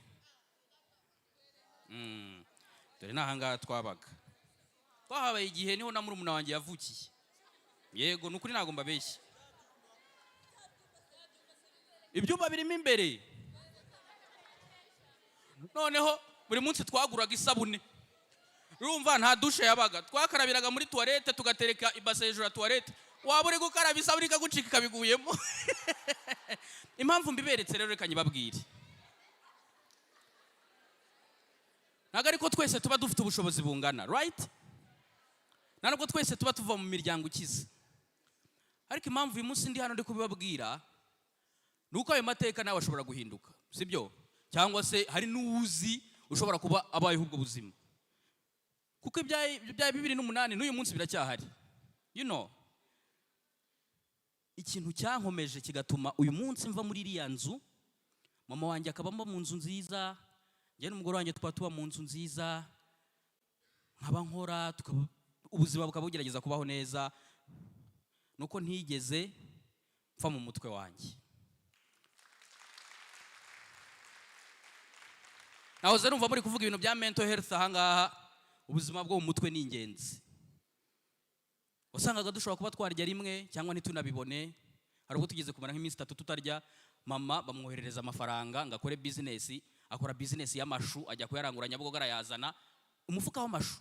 Yewe nyabonye ngira ngo nayo guteka yose ndayakata. Yose ndayakata, mama atashye ndamubwira ntuzi n'ikindi. Umva nakoze umurimo nanjye uyu munsi kabisa. Ya mashu yose naya hasi. Nayashyize mu isafuriya ngakujyamo, ariko hari ikisafuriya kiri natiye humura rwose biragira nka 2 yose yahiye.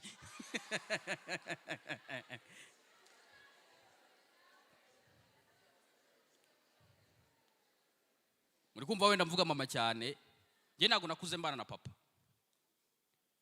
Namenye ubwenge. Mama na papa batandukanye mfite amezi 9. Nta nubwo mbizi, nta nubwo mbyibuka babana. Narezwe na mama gusa paka mbaye umugabo, umugore wanjye ni undera.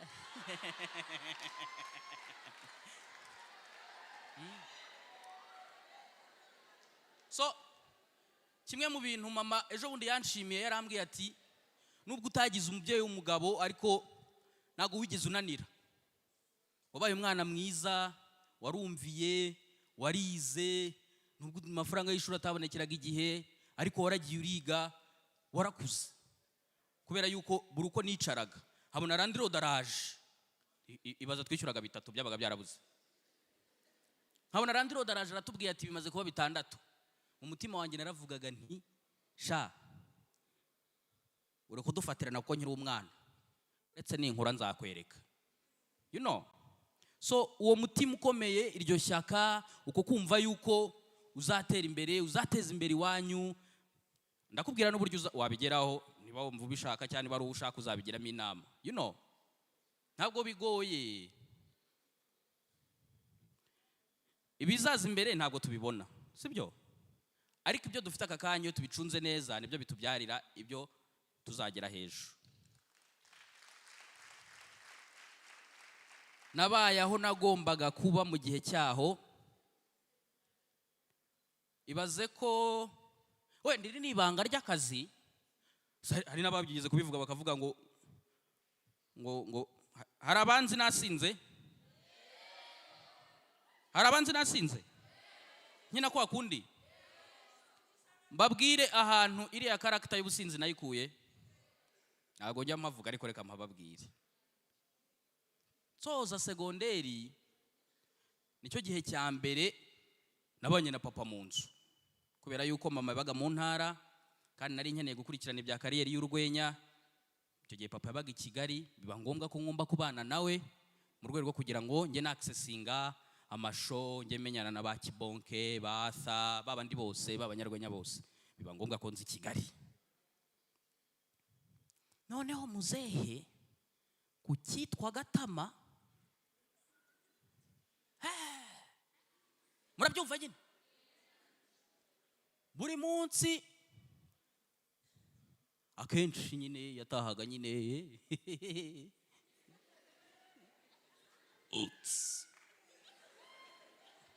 you know, and ngewe mfite principe njya nkoresha mu buzima, reka nyibabwire wenda nawe nuramukwa ugeze mu kibazo uzayikoreshe. Ngewe iyo ibintu bimbabaje umutima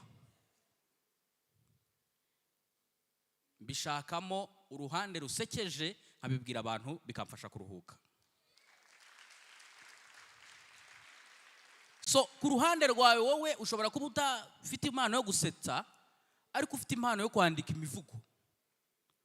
Iyo nkuru wumva ari agahinda kuri wowe ushobora kuyikoramo poeme nziza ukaza ukayitubwira ahangaha. Nta n'umuntu wamenya ko ari n'ubuzima bwawe cyangwa iki, wenda bagira ngo nuguhanga, bagira ngo niki, ariko kuri wowe uraruhuka. Ni byiza cyane kubinyuza mu buhanzi. Niba ushushanya ugashushanya igishushanyo kivuye ku marangamutima yawe biragufasha kugira ngo uruhuke. Yewe rero urwenya rwanjye rwinshi nizo story zose mbabwira za gutya n'ibindi byose akenshi nzikura ku buzima nabayemo, kuko ndabyibuka nko kuri iyo nzu rwose nyigarutseho ntago nayibagirwa. Ndabyibuka yuko twebwe abandi bantu bose bo muri quartier iyo imvura yagwaga bajyaga ku mureko bakareka, siko bimenyerewe. Twebwe twafataga indobo n'amabase tugatereka mu nzu, amazi yarizanaga kuko buri hantu hose kabisa haravaga kabisa. Ahubwo twebwe none imvura twe twayirekaga noneho tuyisohora hanze, twarekeraga mu mabase mu nzu dusohora hanze. Ukumva mama arimo arambwira ngo mubanze ngo mukuremo ayo mazi yo mu cyumba cy'abashyitsi ngo mu gikoni tuzatuyakuramo ejo.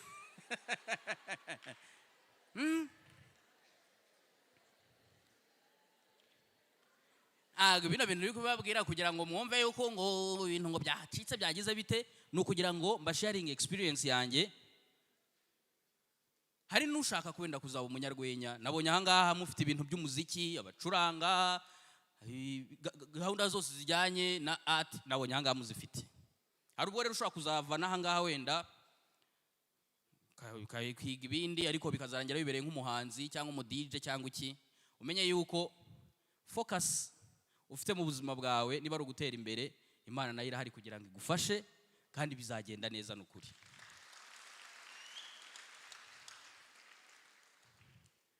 Twigarukire rero aho karagaciyemo.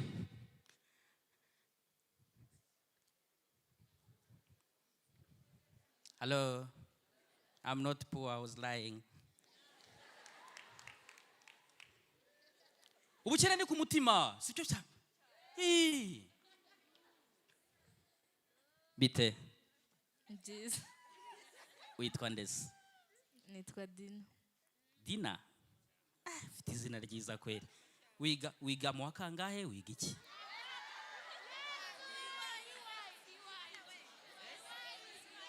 Nibwo cyagera? Uracyari mushyashya? Uri ingabo.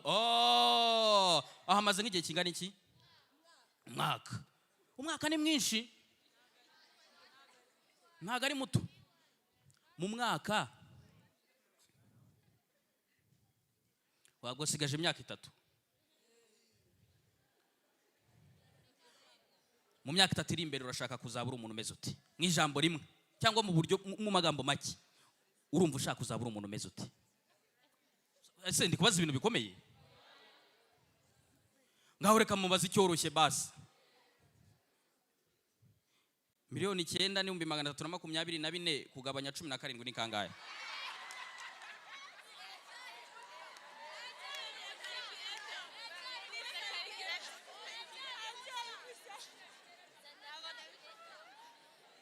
Ariko mureka nsubize basi, ninde wakinsubiza kino kibazo? Umva nuramuka usoje kwiga ahangaha, what will be your next move? Basi tubyoroshye gutyo. Inde?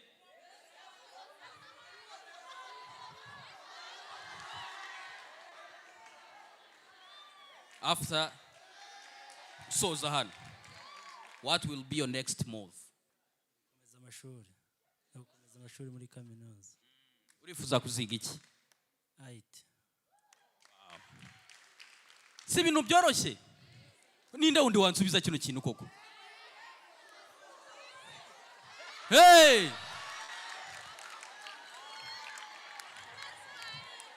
Twese ariko reka mbabwire, twese se gahunda dufite so kuzakomeza amashuri. Hari ufite gahunda yo kuzahagarika? Icyo kivuyeho. Ikindi rero, what will be your next move ukimara kuva hano nyuma yo gusoza kwiga? nzajya muri kaminuza. Icyo cyavuyeho twese tuzajyayo. Ikindi mu kazi. Umva uzakora iki?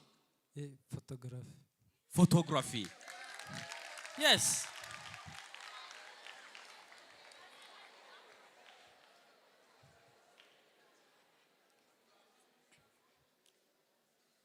Career wise rero, buri wese ahangaha afite inzozi z'icyo yifuza kuzakora naramuka asoje amashuri, sibyo? Kandi twese Imana izabidufashemo bizagende neza. Ngewe kariyeri yanjye iyi ngiyi mureba y'urwenya nayitangiye 2017 cyangwa na 15. Niga muri segonderi, nigaga i Nyanza. Nahoze mbibabwira yuko ntago twari kuba twabuza amafaranga ya yanzu ngo tubone ya minerivare. Ngewe nari umwana mwiza cyane, ibikoresho byose by'ishuri nabaga mbifite byose, nani materi yabaga bize byose nabaga mbifite guhera ku murongo. Mitiwere, tiki, supanete, tiki, imigurine y'amasogisi, tiki, imiguribiri y'inkweto z'umukara, tiki, amakayi 16, tiki, amasabune yo gukaraba, ayo koga, amasogisi, amabiku 8, everything, kiroso cya kiyaka, minerivare 0. Iyo twageraga ku ka minerivare nta nubwo yaga yirirwa rwose tugiye kujya mu bintu byinshi. Leta avugaga ati sha Rusi ubwo iyinjirire ibindi tuzaba tubimenya. Directeur wanjye ampa ikizamini arambwira ati rero iyo tukwirukanye n'ubundi urataha ukamara y'ukwezi ukagaruka ntayuzanye. Kuva uyu munsi rero tugiye kuzaya tuyandika ahantu, nusoze uzayishyurira rimwe. Wagira ngo yarabirebaga nanjye ko nzagira umugisha. Sha mbwirira mugenzi wawe ngo uzagira umugisha, uzabona amafaranga, uzaba umukire, uzakiza iwanyu.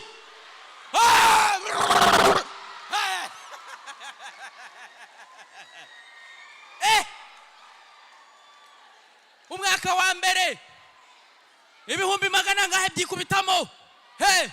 Umwaka wa kabiri 200 ngahe byikubitamo. Noneho mama akazajya ambwira ngo ariko ngo amafaranga ngo ku kigo ngo tubafite ari menshi, ngo nubundi ngo bayaduhe tukikorera umushinga ngo tukazaba tuyabishyurira rimwe, ngo bagufashije ukiga ngo bamayeho ngo 50 nkikorera igishoro.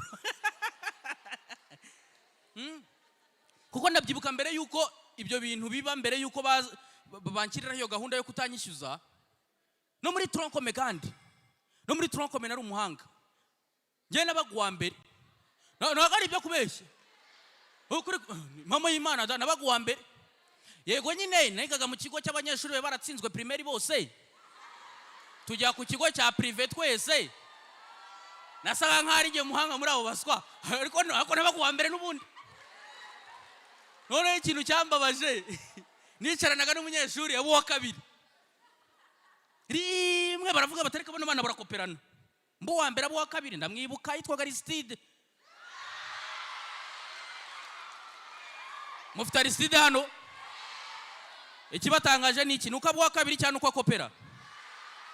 Oya nagakopera, tica babeshyaga byaro urwenya ntagakopera. Urumva nicarana na Aristide mbo wa mbere abo wa kabiri. Rimwe umwarimu araza aravuga ati bano bana barakoperana, reka mbatandukanye.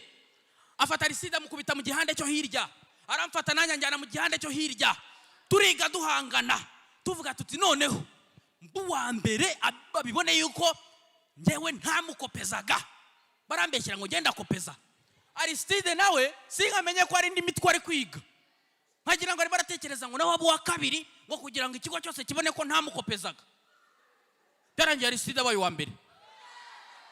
None ikigo gisigara kivuga kiti ni gute wakoperaga ukaba wa mbere. Yari challenge. Ariko nari umuhanga. Muri tronkome ndabyibuka bakuyeho minerivare barayizamura bongera 6,000 byonyine. Mama wanjye yapfugaga umutwe aravuga ati ukongera 6,000. Imamo y'Imana nzayagura sauce tomate murye. jya kwiga ahandi.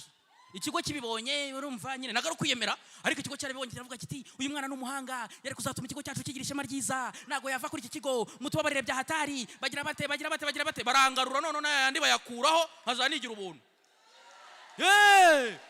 Iyo uri umuhanga hari ukuntu bikunda, you know. Kandi murasa nk'abana b'abahanga numvise icyongereza mwadudubizaga, nubwo bya bindi byanjye byabananiye. Ubwo muri superieri director arambwira ati uzi n'ikindi, wowe ntabwo uzongera kwishyura, uzajya wishyurira hamwe umwaka yawe irangiye, ariko nawe buri munsi mu gitondo uzajya udusetsa. Buri munsi mu gitondo narabasetsaga, buri munsi mu gitondo. Umunsi umwe ndavuga ariko ubundi ibi bintu nkora byo kubasetsa batanyishyura, wategura igitaramo. Ngiye igitaramo cya mbere ndagiteguye niga ku ishuri, n'ukuri kw'Imana. Minota yagiye.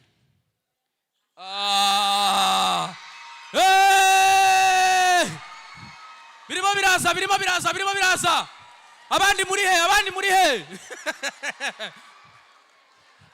You see what I was telling you? Yeah, they know what to do. They know what to do. Transport. Thank you. With one day. Yitwa? Messi. Ivan. Ivan. Uzatera imbere ndabibonye. Uzatera imbere pe.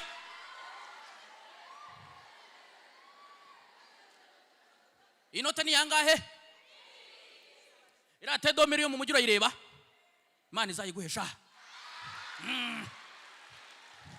Na downtown ya indi yose na ya gare yose Imana izabikwiheresha.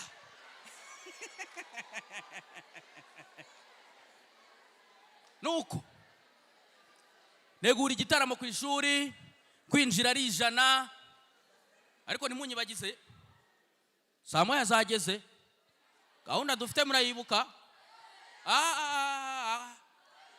Nago munshika turajyana. Urumva? Noneho negura igitaramo, kwinjira ari 100, abanyeshuri bari 400, buri wese yishyura igihe cy'100, havamo angahe? Ego komana yanjye. Iyo mibare 100 gukuba 400 nangahe? 40. Urumva? Noneho ndavuga ni ndakize, mbonye amafaranga menshi, ndebye team technique yamfashije gutegura icyo gitaramo, nsanga turi abantu 49. Tugomba kuyagabana. Mukuremo amatelefone yanyu tubare. Wajya ko naruyikuyemo mutari muzika yifite. Ibihumbi 40 kugabanya 49. Burese yatwaye 816. Yo mpamvu ibihumbi 2 iva mpaye rero ndi kubona ari isi. So aho neho nahereye ntekereza uburyo nindamuka nsoje segonderi nzabyaza impano mfite mu amafaranga. Ntabwo mvuze ngo wenda namwe none aha mutangire mutegura ibitaramo byishyuza. Sibyo? Ubwo nibwo buryo nyina nakoresheje, ariko nubu wicaye aha ngaha nyuma y'ibintu byose wiga, niba wiga imibare, hano mwiga imibare ntibirangirire muri sayini na kosayini gusa, utekereza uburyo ushobora kuzabibyazamo amafaranga. Kuko ni byiza yego no kwiga kaminuza, nubwo mvuze ngo ntimuzayige, ariko bitewe na opportunities ziri hano hanze ushobora no gukorera amafaranga utaranatangira kaminuza, cyangwa se ukanatangira kuyakorera uri kwiga kaminuza. Ariko byose bisaba kubanza kubitekerereza aha ngaha. Hanga nabonye mufite intoki, nabonye mufite inanasi, nabonye mufite iki. Ushobora uyu munsi wa none ntago sinzi wenda niba hangaha mubikora cyangwa mugira mute, ariko ushobora gutangira gutekereza uburyo iwanyu niba mufite ako kantu k'akarima ahangaha ubona hari inanasi, utangira kwiga amakuru yo kubyanye n'inanasi, isaha n'isaha ukazagera iwanyu ukatangira kubikora. Nta wamenya wenda n'urugero nari ntanze wowe wareba bitewe n'ibihari nibigize biteye. Urumva? Tujya burya tukajya hariya hariya mu nka hariya hepfo. Karegeya muramuzi wanda ufite ibere rya Bigogwe? Muramuzi? Ngabo Karegeya? Muramuzi? Umubigogwe. mushobora gutangira ugatekereza uburyo hari ahantu nyine nawe ukavuga uti ariko ubundi ni gute ngiye natekereza ngiye hano dufite inka kandi njya kuzireba buriya nta kuntu ifumbire y'inka ngo nyambone ijya gusa n'isombe cyangwa nta kuntu umuntu yazayibyazamo umusaruro tukayikuramo nk'amasabune nawe wamenya mwebwe nyine nk'ubu ngiye hari umushinga mfite ahantu ntuye hariya mu rugo iwanjye munsi yaho hari ahantu haba igishanga haba ibikeri byinshi cyane kandi usanga mu makaminuza hehe hose usanga ibikeri birakenerwa.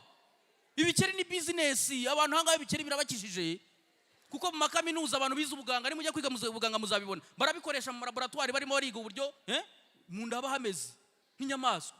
Ndashaka gutangira gukora umushinga rwose ibikeri nkazamba bifata hariya nkahamagara abantu hariya muri quartier bakabimfatira igikeri bakagifatira 350 nkashyiraho umusoro nkuzuza ikamyo nkabijyana ihuye bakagumita amafaranga. Niba nashaka kutera umushinga w'ibikeri ngamumbwire mutimana izaba umugisha ku bikeri byanjye.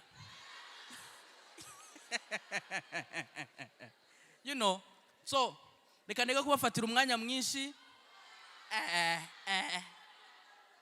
kamwe ariko utangira utekereza yuko ibyo uhabwamo amahirwe uyu munsi hano uriya muziki iriya piano iriya ki anytime ushobora kuzakubyarira umusaruro mu gihe kizaza. Utangira utekereza uburyo ushobora kuzabibyazamo umusaruro no mukumaze kuva. Niyo mpamvu nababajije hanga nkabaza nuvanga what will be your next move. That's why kandi twese dukomeze focus tuyishyire ku masomo. Oya urumva dukomeze tuyishyire ku masomo dukomeze dutekereza uburyo ejo wacu ashobora kuzagenda neza. Who is calling me? Randy Rodi ngo ukwezi ko kwarangiye ku itariki enye kuki wumva wakomeza kungora koko.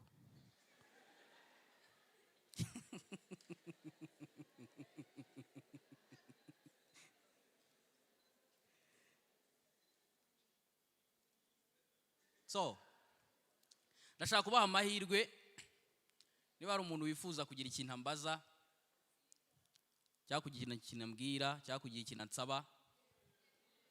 2 3 4 nako umwe muri buri grade. Ishami barebemo umuntu umwe, ingabo barebemo umuntu umwe, intwari barebemo umuntu umwe, naye handi ijabo nabo barebe umuntu umwe. Twihuta cyane tunasoza. Baze hano.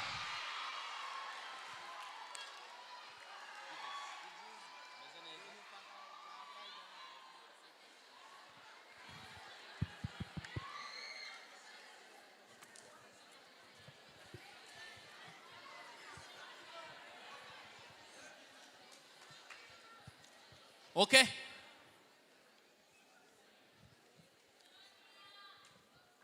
Fine. Reka duhereho hariya. Murakoze. Amazina yanjye nitwa Ishimwe Isma. Hano banzi nka Kazuba cyangwa Baby Face. Ikibazo cya mbere mfite ndabanza ngushimira wakoze kuza. Ikindi ndi umufana wawe kutoka zamani muri Jens Kiss FM n'ahandi hatandukanye. Ikindi kibazo nari mfite ni ukubera iki iyo ugiye nko muri show like nko kuri RTV nigeze kukubona n'ahandi hantu hose nyine kuri YouTube cyo bakubashije mama wawe uhiturira ni ukubera iki? Ikindi cyanyuma mfite n'akabombo nari nateguriye umubebe uze kukamungerezaho ndaje nkazane mu kanya. Urakoze cyane Baby Face. Wanze byakira ibibazo byose cyangwa nsubiza kimwe kimwe? Byose kimwe. Sasa rero ngiye ku kibazo cya mbere. mpamvu yo mvuze mama agahinda kanshengura urumva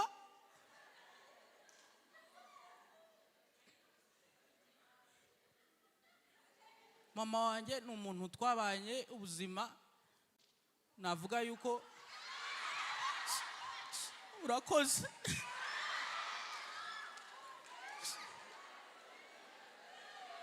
umva we bya bibiri ndabibuze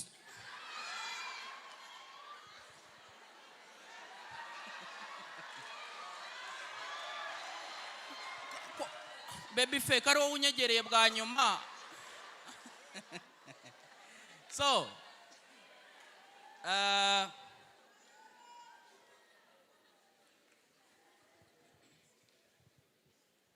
ase ubundi kurira mu bifata muti urabizi ko abantu bajya bavuga ngo nta mugaburira amarira umugabo atemba ajya mu nda reba inda mfite nararize yaritembye ajya mu nda ariya mubona naragenda asohoka kubera ko inda yuzuye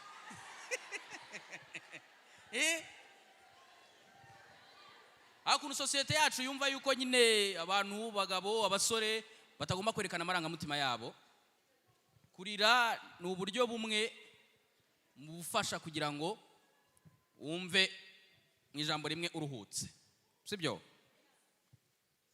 hari nabo mujya mubona barira kubera ko bishimye cyane hari ugiye amarangamutima ku bana menshi muri wowe ikimenyetso kigaragarira inyuma kikaba ari uko amarira rero ntabwo ari ikimenyetso cy'uko uri umunyantege nke amarira ni ikimenyetso cy'uko ufite ubuzima nicyo kintu kiranga umuntu muzima ararira sibyo ni imwe mu marangamutima umuntu agira kandi y'ingenzi nta muntu ukura ntarire niba umwana ashobora kuvuka akarira se ni ikimenyetso cy'uko nyine abaye umuntu muzima noneho like n'ubundi yari umuntu ariko noneho umuntu muzima ufite ubuzima sibyo rero iriya navuga ko ari nka connection iba batushije niba ariko nabyita y'ubuzima nabanyemo na mama wanjye bitari bworoshye icyo gihe ariko nanone nkongera nkarira nishimira yuko at least bimwe mu byo natekerezaga nk'inzozi zanjye yuko nzabinyuranamo na mama twabinyuzemo kandi twaba turiho uyu munsi and nimuzajya munabibona ndize cyangwa se nawe nurira ntabwo uri ko buri gihe biba bivuze yuko ari agahinda ni uburyo bwo kuruhuka kuri nge ariko nanone ni uburyo bwo kongera kwishima nkongera hanezerwa nk'ubu ndumva narira kubera ikibazo kizumbajije ni muri kubibona yego kurira ntabwo ari ikintu kibi kurira ntabwo ari ikimenyetso cy'uko uri umunyantege nke ni kigaragaza ko ufite ubuzima nanjye ndi umuntu ufite ubuzima n'ibintu bisanzwe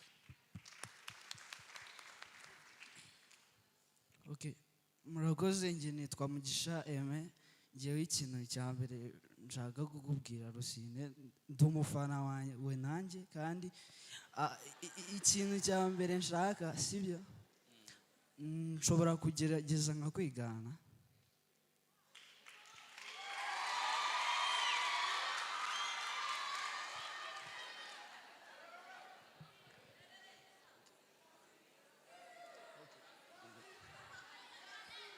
nta kibazo ngiye kukwigana wasinze nta kibazo tukiri aho mbere yuko abikora oya iriya karagita yo kumera kuriya nubwo wenda kugira ngo mbibashe neza kuriya byatewe n'amateka yanjye yahashize ariko ni karagita ushobora kubona no muri filime n'ahandi hose ni kigaragaza ubuhanga mu bijyanye no kwakitinga so nabikora nkabona arabibashije biraba binyeretse yuko yavamo umukinnyi mwiza wa filime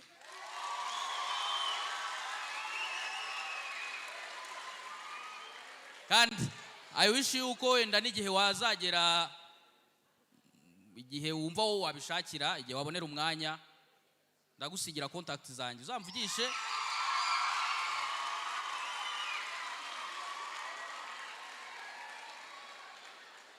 utangira ujoininge nawe cinema why not Okay, reka turebe ko yabasha kwakitinga rero. dutuze gato dutuze gato ntacyo. Afande nukuri rwose basubana bari abantu bose bagiye hariya twari twajyanye ariko nababuze ahantu bagiye nukuri mbabarira umbwire afande mbabarira ngaho dufashe ufungeho twabonye sibyo tubabarira nukuri kw'Imana mugisha ndabeshye ntabwo mbeshye.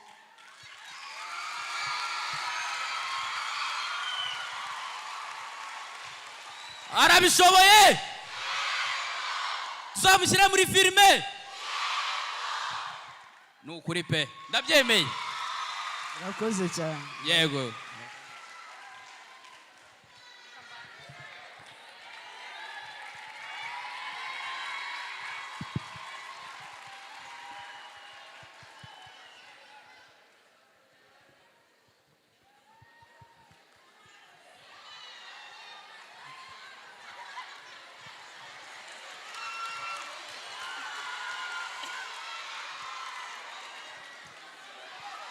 Reka tubyoroshye. Uriya musosho niko bamwita, sobashosho wakura mureba, uriya uzi izina rye? Uriya umubwire araza kubigufasha byose byose, uriya uri kureba hariya.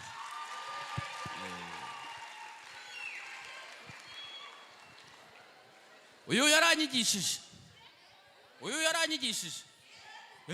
Ntabyo muzi. Yaranyigishije rwose. Okay. Yego. Murakoze. Nitwa Valence Giraneza.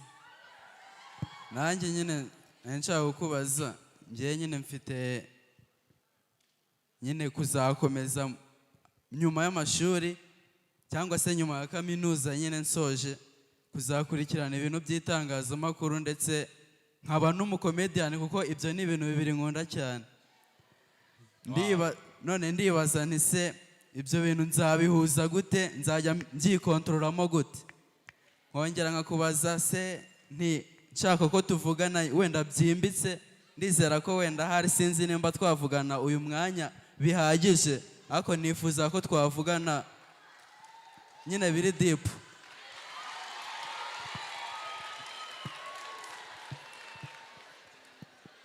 Icyo cya kabiri, kubera ko umwanya watujyanye dukeneye no kujya hariya sibyo?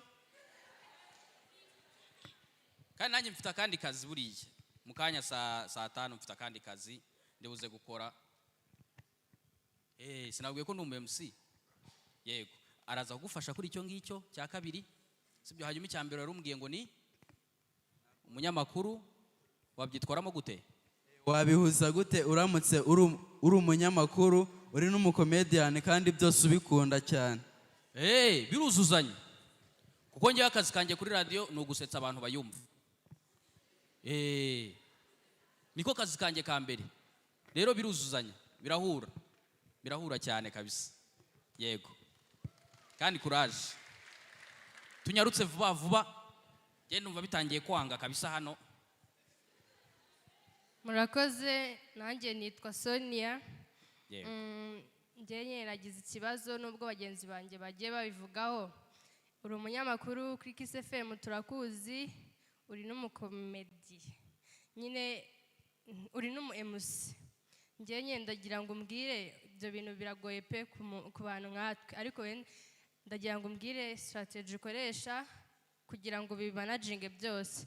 Ikindi nyine ni ukugusaba hano nyine hari amagrade nyine wenda nk'abagiye gusoza, hari abafite impano zo kwakitinga ariko bakaba barabuze wenda nk'abantu babazamura. Ese ubwo bufasha wabuduha? Duhereye kuri icyo, ubwo bufasha nabwemeye sibyo? Kandi bimwe bavuga ngo none se nituguhamagara n'utwitabe, naberetse ukuntu bizagenda neza, ibintu byose bikanyura ku murongo sibyo? Yego, kandi ndabyizeye neza ko nzabibafasha. Hanyuma rero ukuntu babihuza ibyo ngibyo byose birishyura cyangwa ntabwo byishyura? Iyo byishyura mwana birahura. ntabwo bigoye. Akazi k'ubunyamakuru gatangira saa 12 kugera saa 4. Akazi ko kuba umunyarwenya kaba kenshi nimugoroba. Umu-MC akenshi niyo bamuhamagaye ku MC ahantu runaka baba bakeneye character yanjye y'urwenya. Urumva bidahuye se? Birahura. Yego. Murakoze cyane.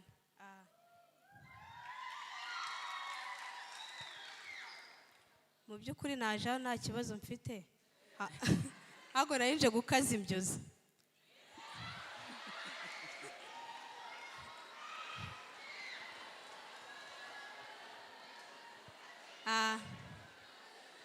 N'ubundi byari nk'ibi ngibi nabibonaga ari uku nguku nari nsigaye kuri stage ndi uwa nyuma.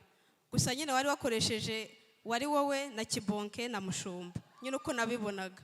Noneho nyine ngira ikibazo ni ya Mana abantu bagufi tugira amahirwe. Noneho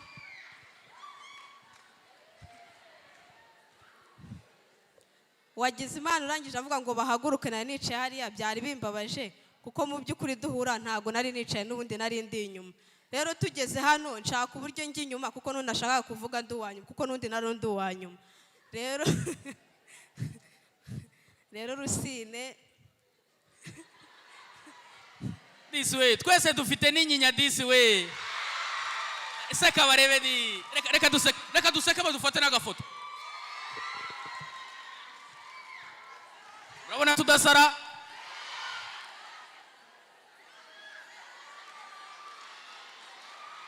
Okay. Murakoze cyane. Binabyo narabibonyera ako bura byari biri inyuma. Bura nabyo byari kuza. Rero nkunda ibintu ukora nanjye ndabikunda. Gusa nkuko wabivuze ngo ubuzima bw'ubukene ariko bigenda bihinduka nanjye kugenda mbona impinduka. Wewe ndashaka wagereranya ziriya nzu gusa nanjye iwacu nanjye mfite uburyo nayitaka ko duhuje amakuru. Ariko ikintu nagira ngo ngusabe si ukuvuga wenda ngo ni impano bagenzi banjye babihamya. Ugire vuba.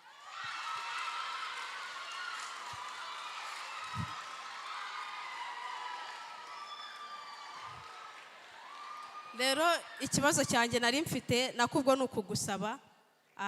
Urabizi umuntu atangira agira akantu ko kwitinya. Gusa unkize nkanga imbaga y'abantu gutya mbamenyereye nabasetsa. Ariko iyo ntabazi bajya barakara bikagenda. Gusa iyo mbazi nagusetsa nawe ugaseka ndetse nkanaguseka. Arisetse nanjye reka niseke.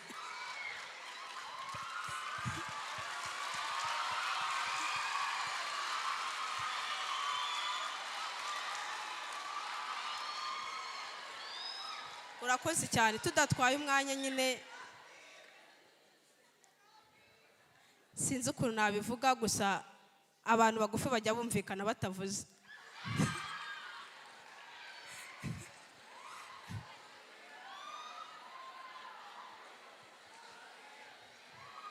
Hari akantu nifuzaga sinzi uburyo byagendamo gusa nabyifuzaga kuko nyine ntago mbizi. Hari igitaramo kizaba kuri 5 z'ukwa 9 kandi abizi kuzaburimo. Zabera hano? Oya Genzi Comedy. 5 z'ukwa 9. 5 z'ukwa 9. 5 z'ukwa 9. Nago ndakireba neza. Kizaba ka Kigali. Nshobora kuzaba mpari. Nshobora kuzaba uhari. Yego.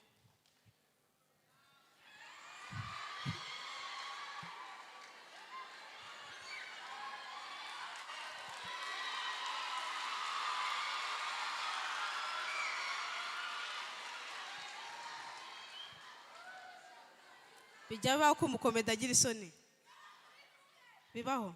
Ngo nanjye nazigize. Urakoze. Tumushimire.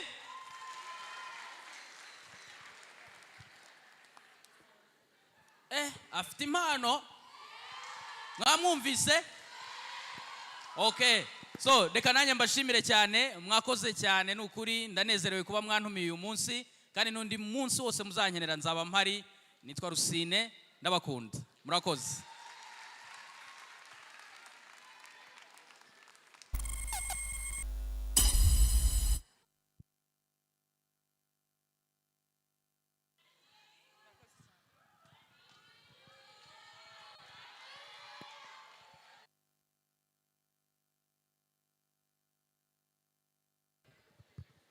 Good evening. My name is Hope, and I'm with Incredible Girl, and I would love to give her mic and introduce herself.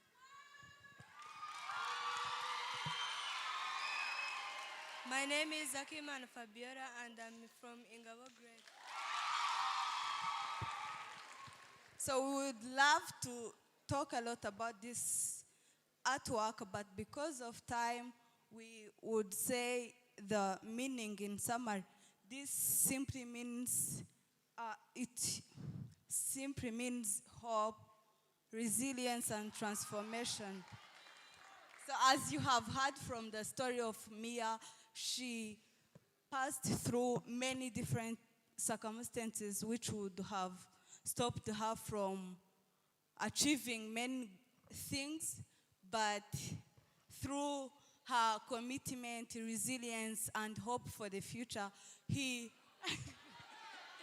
managed.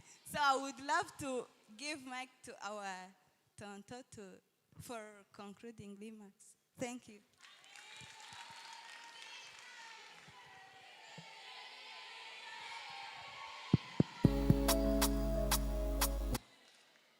Twakererewe. Good evening. Good evening. A round of applause to the mental health group. And thank you so much, Rusine and Irene.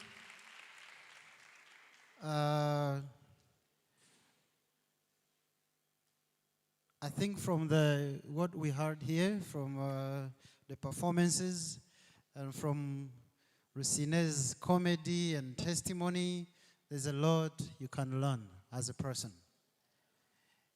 And one thing you can learn, and to me, what I kept reflecting on,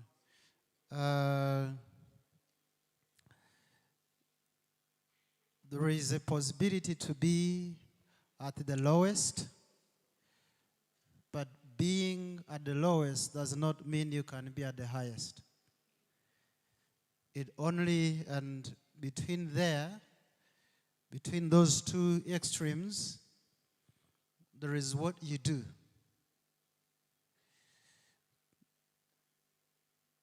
What you think about. Iyo ngo byageraga muri bitandatu ngo aravuga ati uretse uzambona n'inkuru, ariko mu kubikora, mu kubivuga gutyo, ntago yangiritse mu mutwe, ntago yagiye ku muhanda, byarashobokaga, ariko yaravugaga ngo n'inkura uzambona, bizashoboka, nzabona amafaranga, nzita ku muryango, nzita kuri mama. It's the same thing, the same thing we should always be thinking about. Ni nayo ntego mu buzima bwacu, bya bindi byose uzi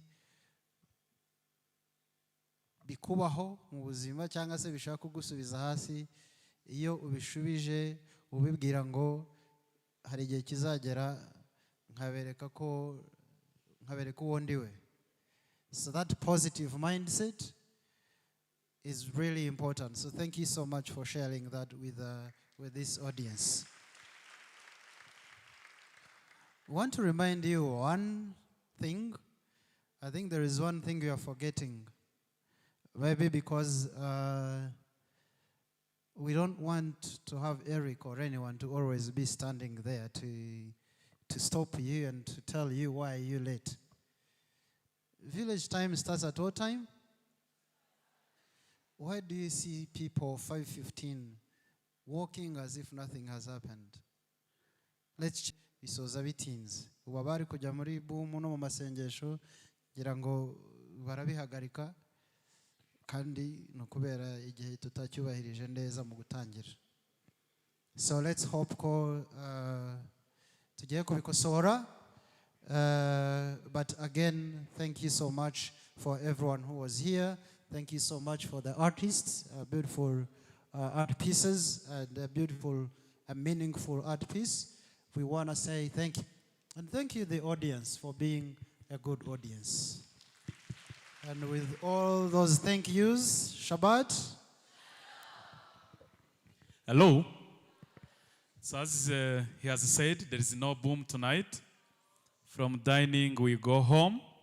Apart from people who are preparing for village time and the concerts, they will come here for a few minutes.